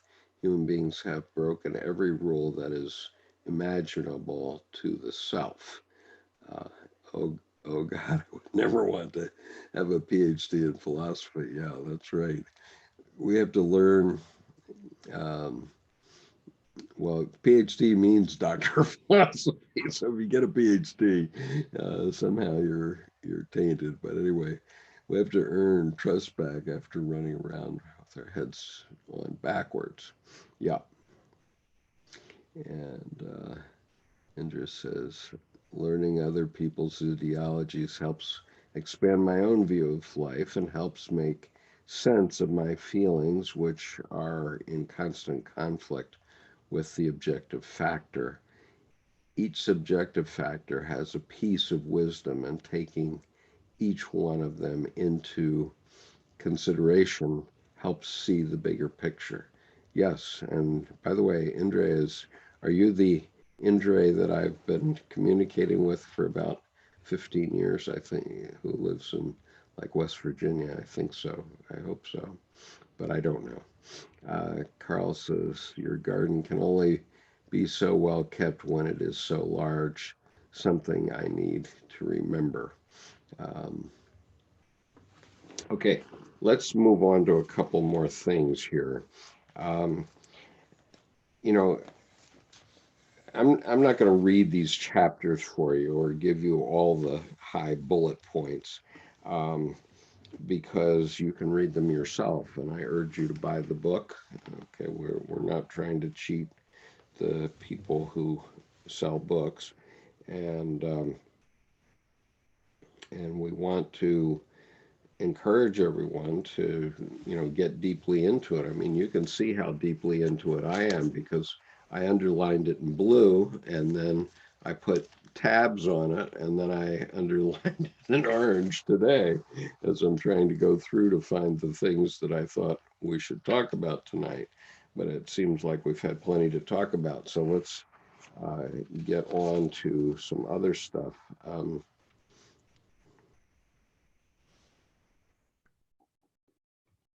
Okay, on page 206 of this,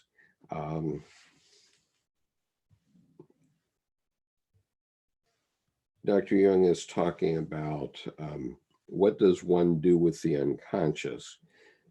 And he points us to his essay entitled The Relations Between the Ego and the Unconscious was his answer to that. And so that's useful to know. And mostly he's talking about what his reasons were for writing various books. So I'm not going to bother you with that, other than to point out that um, critical contents that you need to take out of Jung are the transference, the conjunctio, and individuation. If you understand those things, and I mean deeply understand them, then you're on your way. And what Dr. Jung was doing was going back and talking about phenomenology. In other words, how did this come up in previous decades? So if you read Ion, the secondary title is the phenomenology of the self, okay? Or researches into the phenomenology of the self.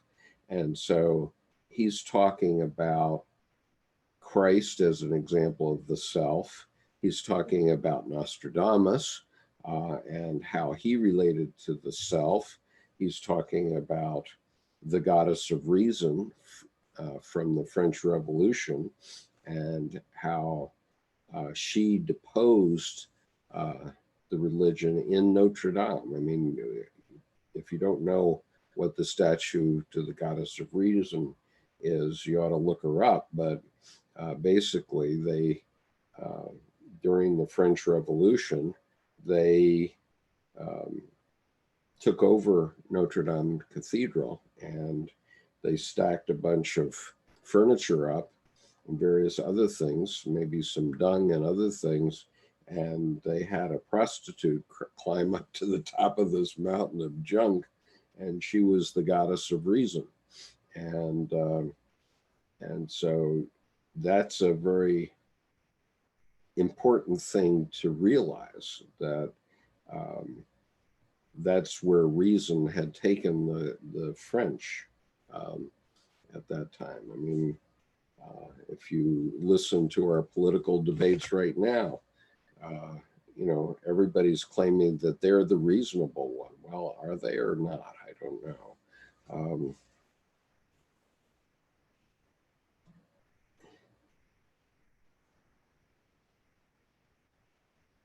So one of the important concepts is that why he took up alchemy, because, you know, for a lot of people, you know, they say alchemy, making gold, that's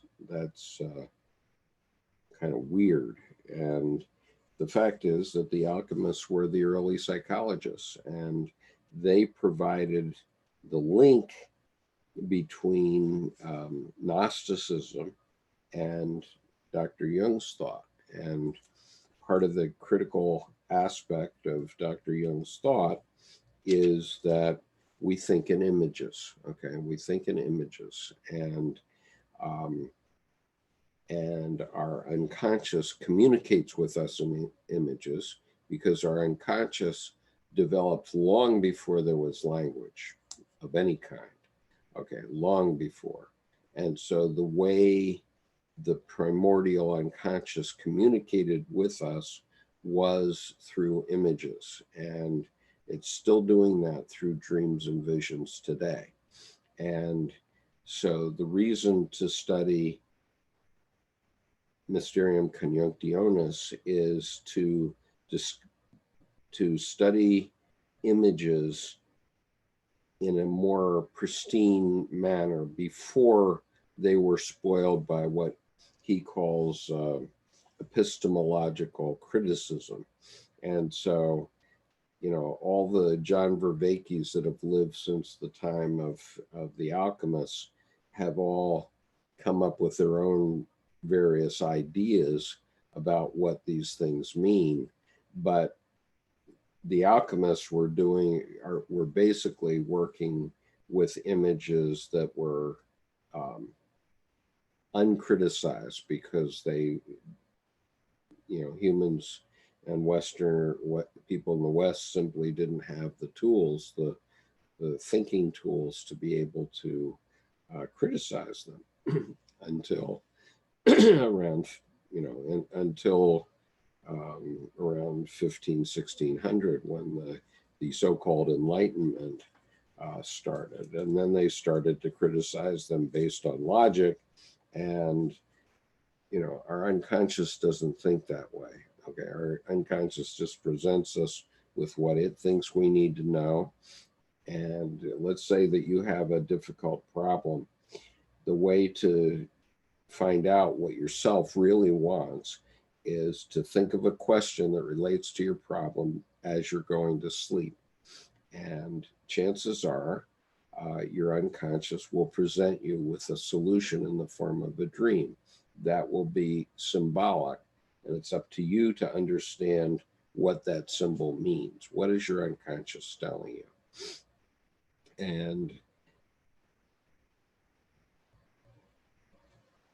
And so that's one of the reasons to study Jung, because that's your unconscious, and your unconscious is in charge. It's going to make you do things that you don't want to do. Okay?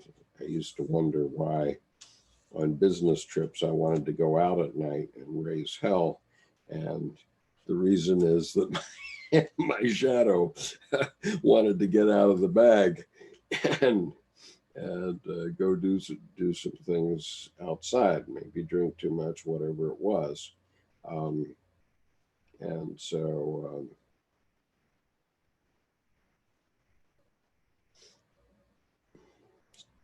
anyway, let's move on to, we've talked a bit about Answer to Job, and obviously that's important. And that this is an important chapter, but I think we should also talk about the tower here.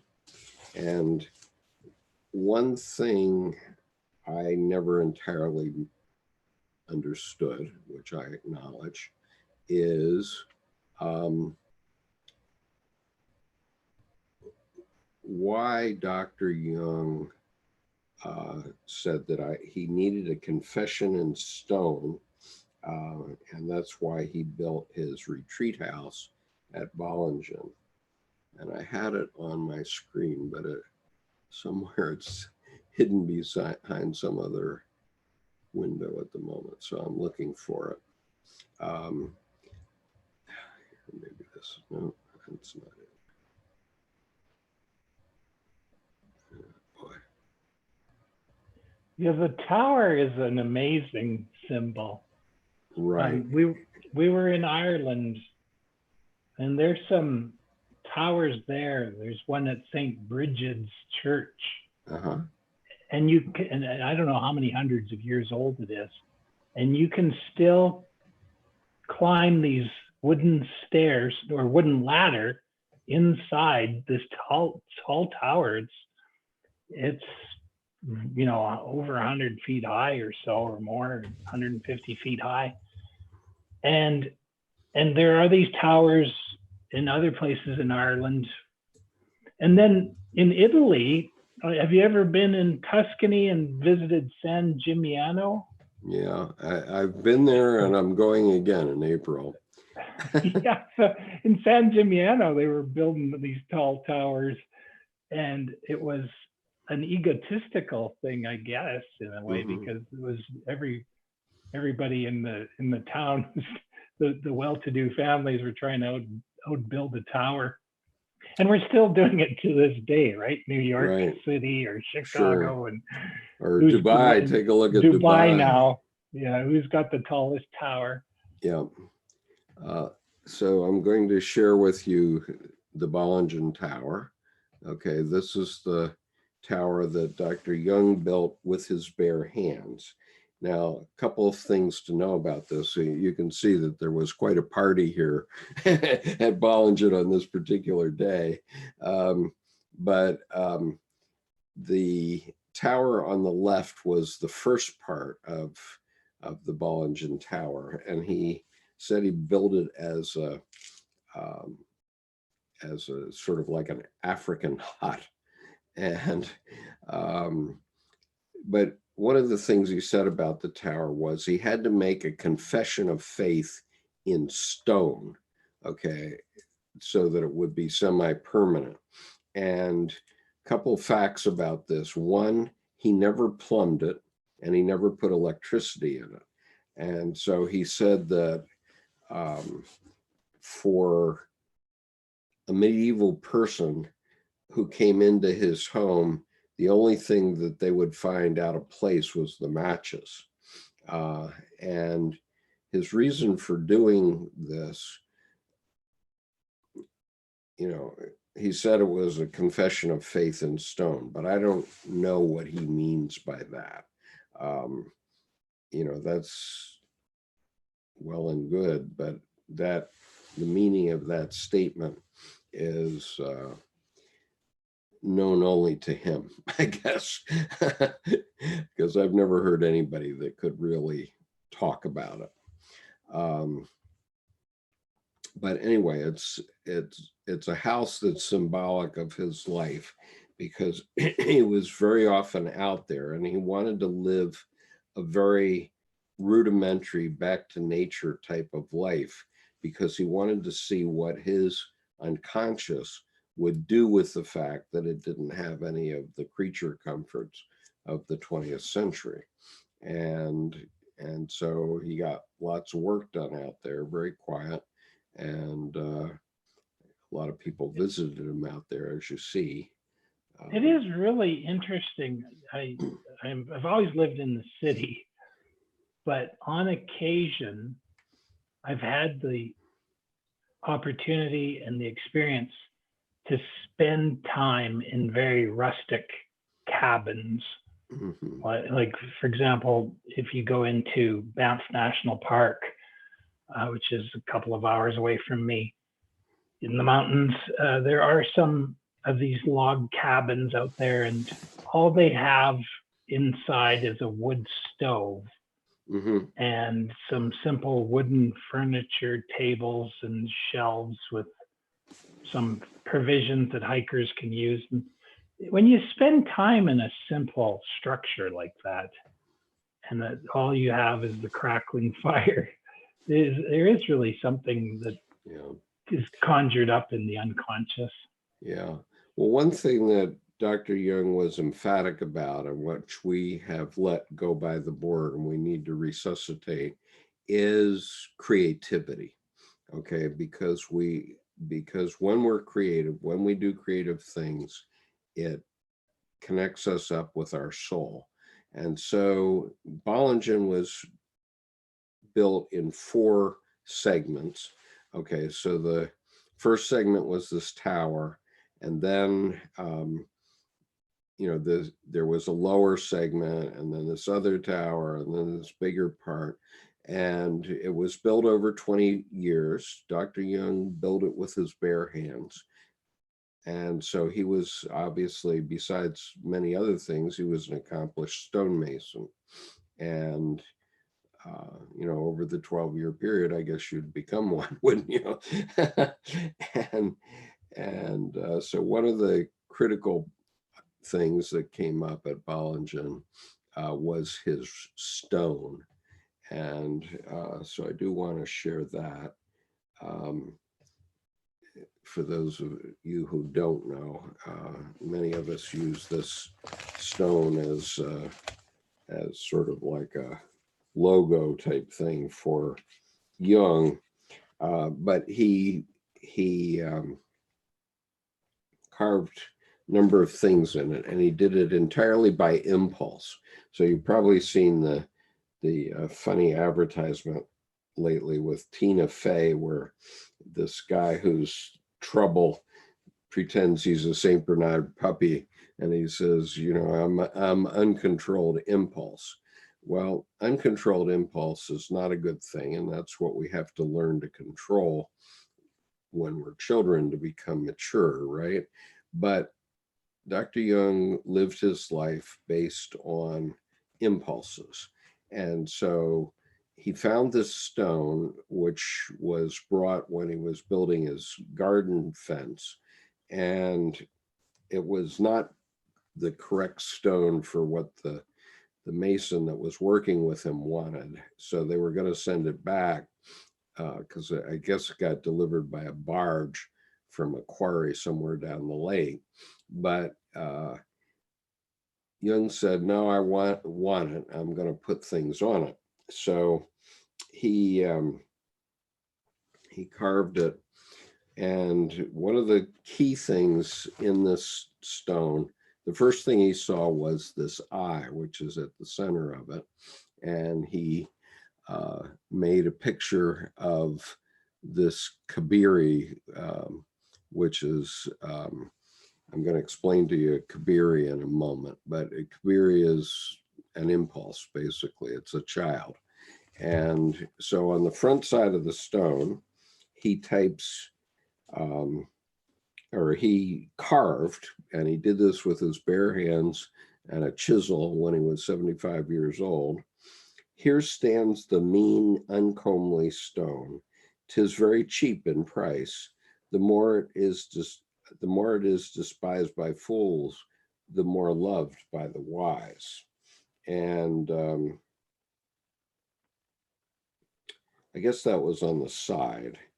And then on the front here, he's got the hood, Telesphorus of Asclepios, who is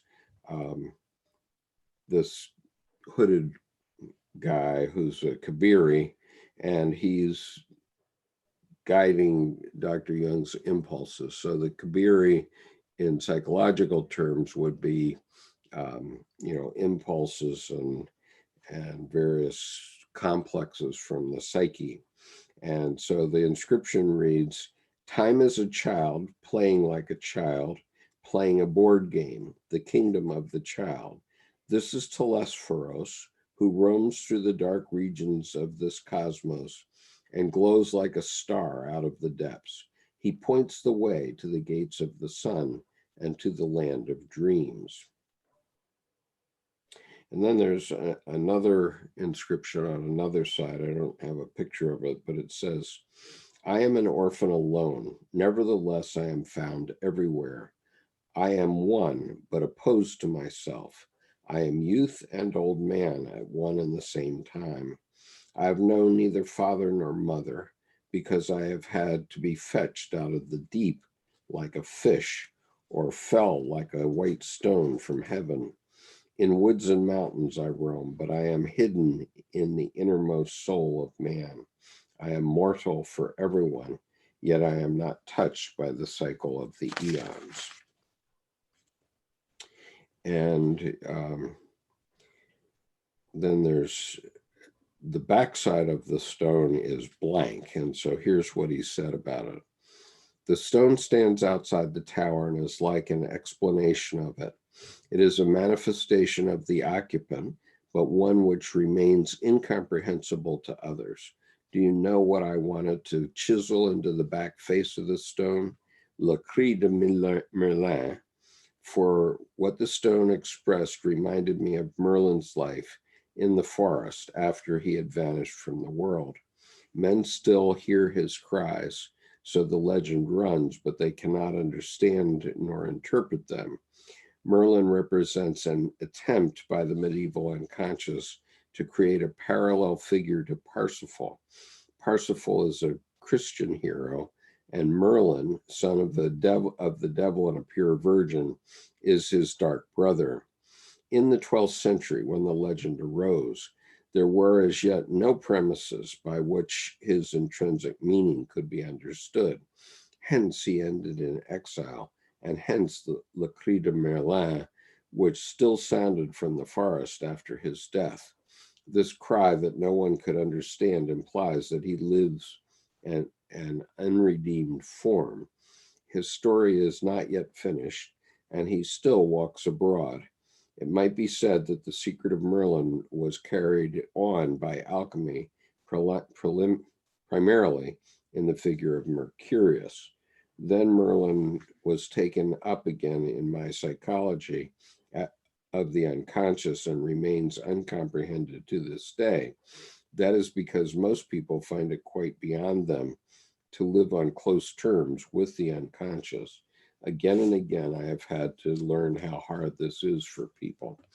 And I just mention on top of this that yesterday, Debbie and I went to see Swan Lake, the Tchaikovsky ballet, and I had forgotten the story of Swan Lake, but it has a wonderful villain in it who could easily be the son of the devil and the pure virgin.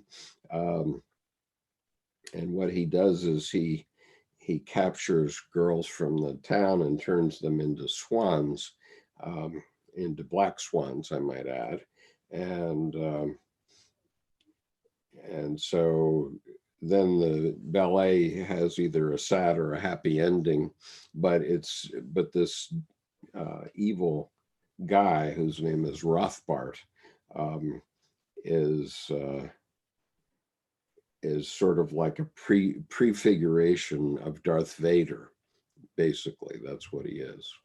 And so it was very interesting to see that play and to be reminded of the story yesterday, all of which is done silently, of course, except for the sound of the dancing and the music, and Tchaikovsky's music. It's a 3-hour ballet, but it's really impressive.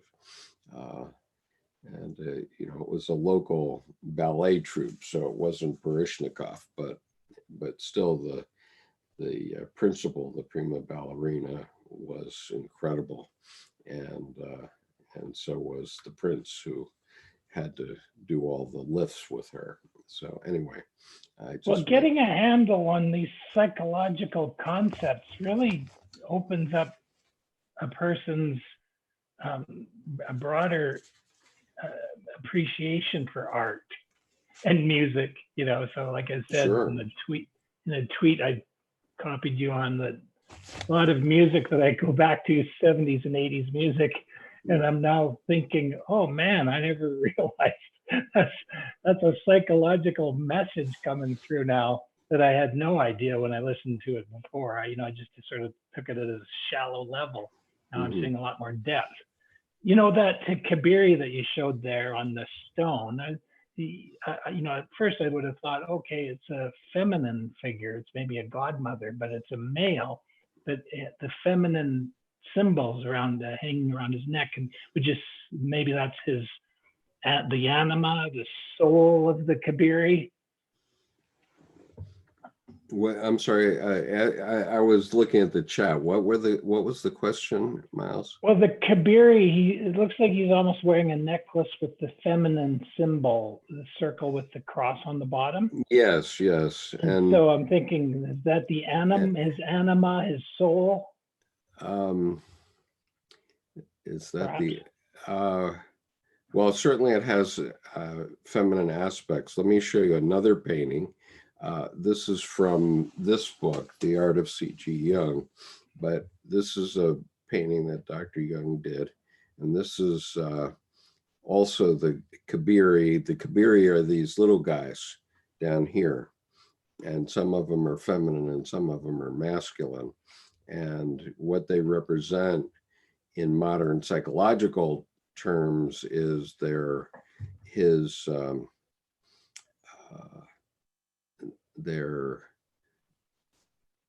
psychological complexes or something like that, their impulses. And so they're therefore shown as little guys and they're actually in you, not there so you can look at like that. But anyway, I just thought...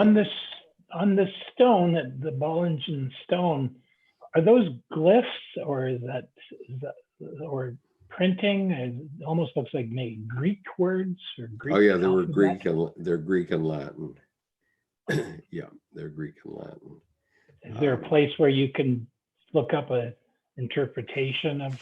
Yeah, I just read you the interpretation, but I'll tell you. Oh, that's what it said. That's okay. What I was reading, but allow me to tell you where it is. It is on page 227 of this book, Memories, Dreams, Reflections. Okay, so we're up to travels now.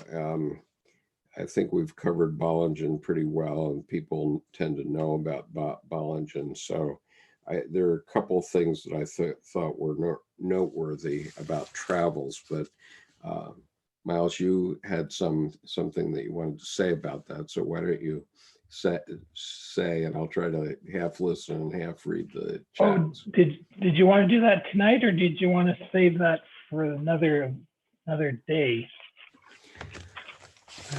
Now that you mention it, okay, it is 10:05. I have a fair amount.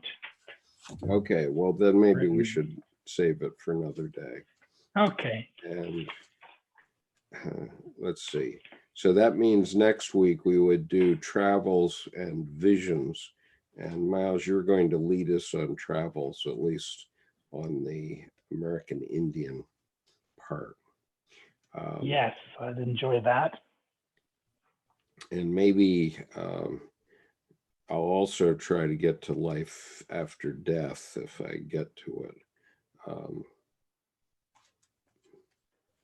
I think travels will be a fun one because yeah, we probably won't get some- to life after death, but I want to try to keep this limited to maybe 2 more sessions. So let's do travels, and which will be the Indian part, and then this next part, which is visions, I guess. Yeah, visions. So we'll do that, and then the following week we'll try to do on life after death and late thoughts.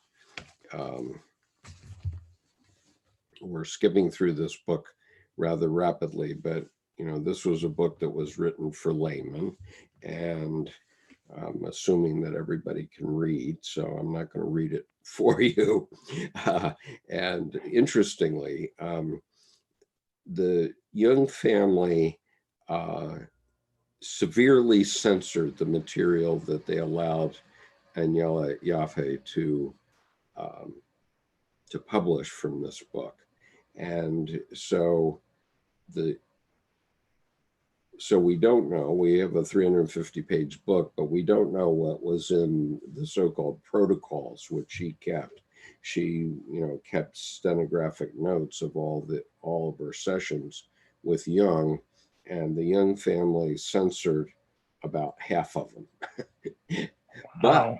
But they're going to be published this year, supposedly. Okay, they have been published in German, so if you're a German speaker and you want, you can find the protocols online in German, and so they were published in German some time ago, but this year they're going to be published in English, and so the other thing that's going to be published is the Black Books, which again, Sonosham Dasani said that he had to cull out about 50% of what was in the Red Books. And so, I'll be very interested in both those things, the Black Books, which are the base material for the Red Book, and the protocols, which are the base material for Memory Streams Reflections. We may learn a lot more that we didn't know, and things that the family wanted to censor. Let me just scan through here and see. Love Doctor says the heretic. There's a few of them around me last few days. I've had to lock them down, call people, and get strength from the universe. Yeah, that's what you have to do. Nicholas says, it's just cool, the part about the Indians' heart knowledge. Yeah, we'll get to that next week, I guess. And right now I'm on Descartes, and he was huge distaste for the Aristotelians and their empiricist emphasis on the sense experience. That's interesting because I naturally fall into the opposing camp, which is why I have so much interest in the other side. I agree, Skip. I don't need to understand those philosophical systems to understand Jung properly. I definitely get your point on the so-called academics. And, if you read Jung, you'll at least get his distillation of the various thoughts from time to time. And I think, that's maybe as much as we can hope for.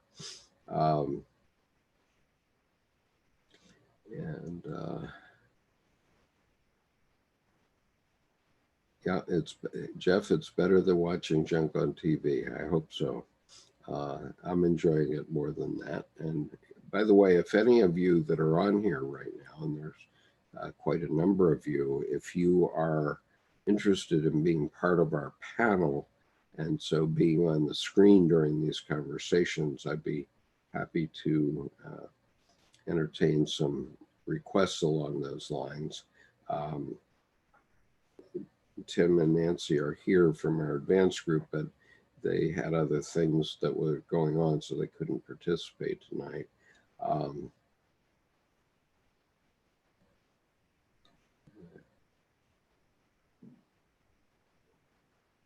So Indra says, learning what not to learn would be limiting yourself, wouldn't it?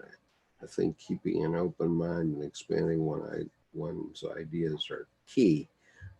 Yes, it is limiting, Indra, but Dr. Jung does make the point, and I think it's in the red book I just read, that, you know, if you try to take in everything, you're not going to get anything very well. And so you have to limit yourself. And actually, it's his soul that tells him that.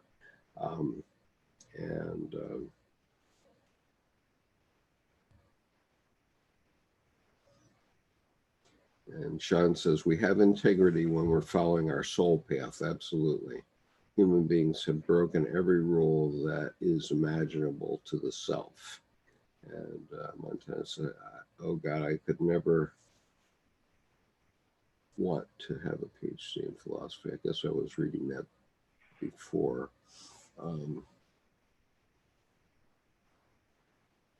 Indra says, learning other people's ideologies helps expand my own view of life and helps make sense of my feelings, which are in constant conflict with the objective factor.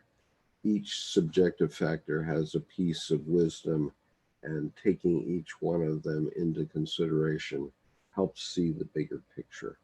I agree, and that's why even in the Old Testament, wisdom is Sophia, and philosophy is love of Sophia.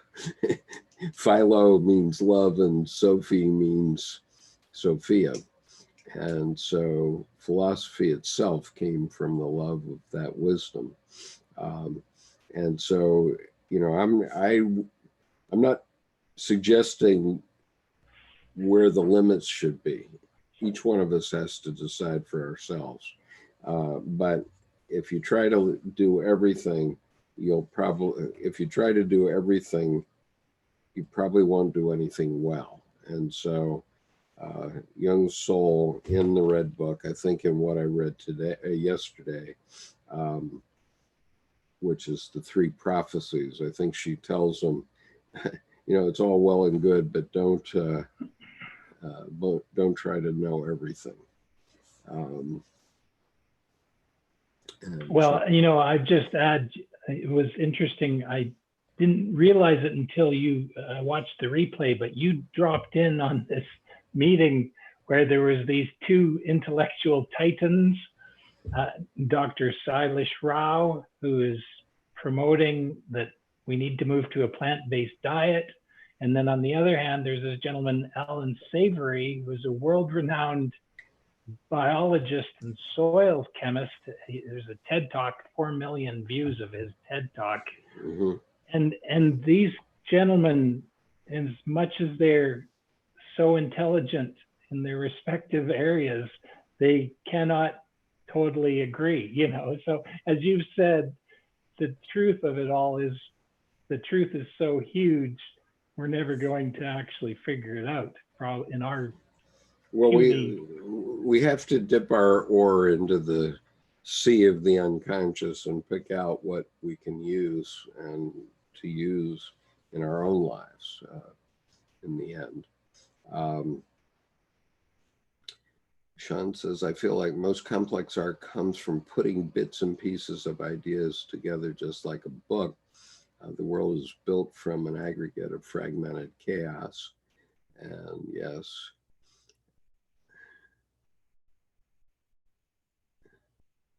And Indra says that would be the collective unconscious, wouldn't it? The collective unconscious is a whole of something.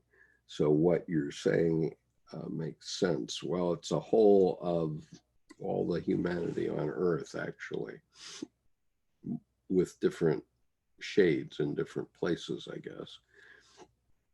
Sean says we need more love. Eros, if love is light, then if you wish to go from the dark, you must love, and in all things. I've been trying to love more and see what I've been neglecting recently. Nancy says hi. She's here on the YouTube, and thank you for being here, Nancy. And thank you so much for the cards, by the way. Debbie was particularly touched, and Nancy had sent a condolence card about my friend that died. She actually died a year and a half ago, but I only found out about it a week and a half ago. And so I'm going to just leave all of these other things because I can't read everything here. And thank you, Sean and Montana, for bringing more information along as we went through the chat. Marcia Get says, I am having red wine while being here. Very nice to share with you guys. And of course, Jung, yeah, I wish I had some red wine right now. My voice is dying, so I'm going to have to go suck on a teaspoonful of honey or something. And Sean says, I thought of some silent symbols, beauty, spirit, reflection. Yes. Nicholas smiles on the truth you said. It's like the 8 blindfolded men touching all the different parts of the elephant. Yep, we're all like that. That's for sure. Okay, I'm going to wrap it up for tonight, and I thank you all for being here. And did you have any last words before we shut down here, Miles? No, just I'm looking forward to the next one on travels. That'll be fun. And because, hopefully people will have some experiences of travel, because it really can be a surreal experience when you step out of your own culture and realize, wow, I didn't realize the world is so big. Yeah. And yeah. And so Jung's travels to Africa and India particularly interest me.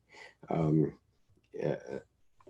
of course, I've made a few trips to India, so I know something, have some experience there.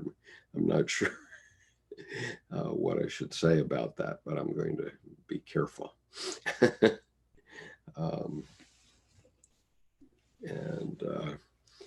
And by the way, I've enjoyed all my travels in India. I have many, many dear friends who are Indians, and I've traveled to weddings of business colleagues, the daughters of business colleagues, and so on. And so India is a big part of my life and has been for many years, going back now to 1994. So anyway, that too is a different story. But thank you for being here tonight, everyone. And we'll see you again next week. I am going to be reading tomorrow the section of the Red Book called The Gift of Magic. And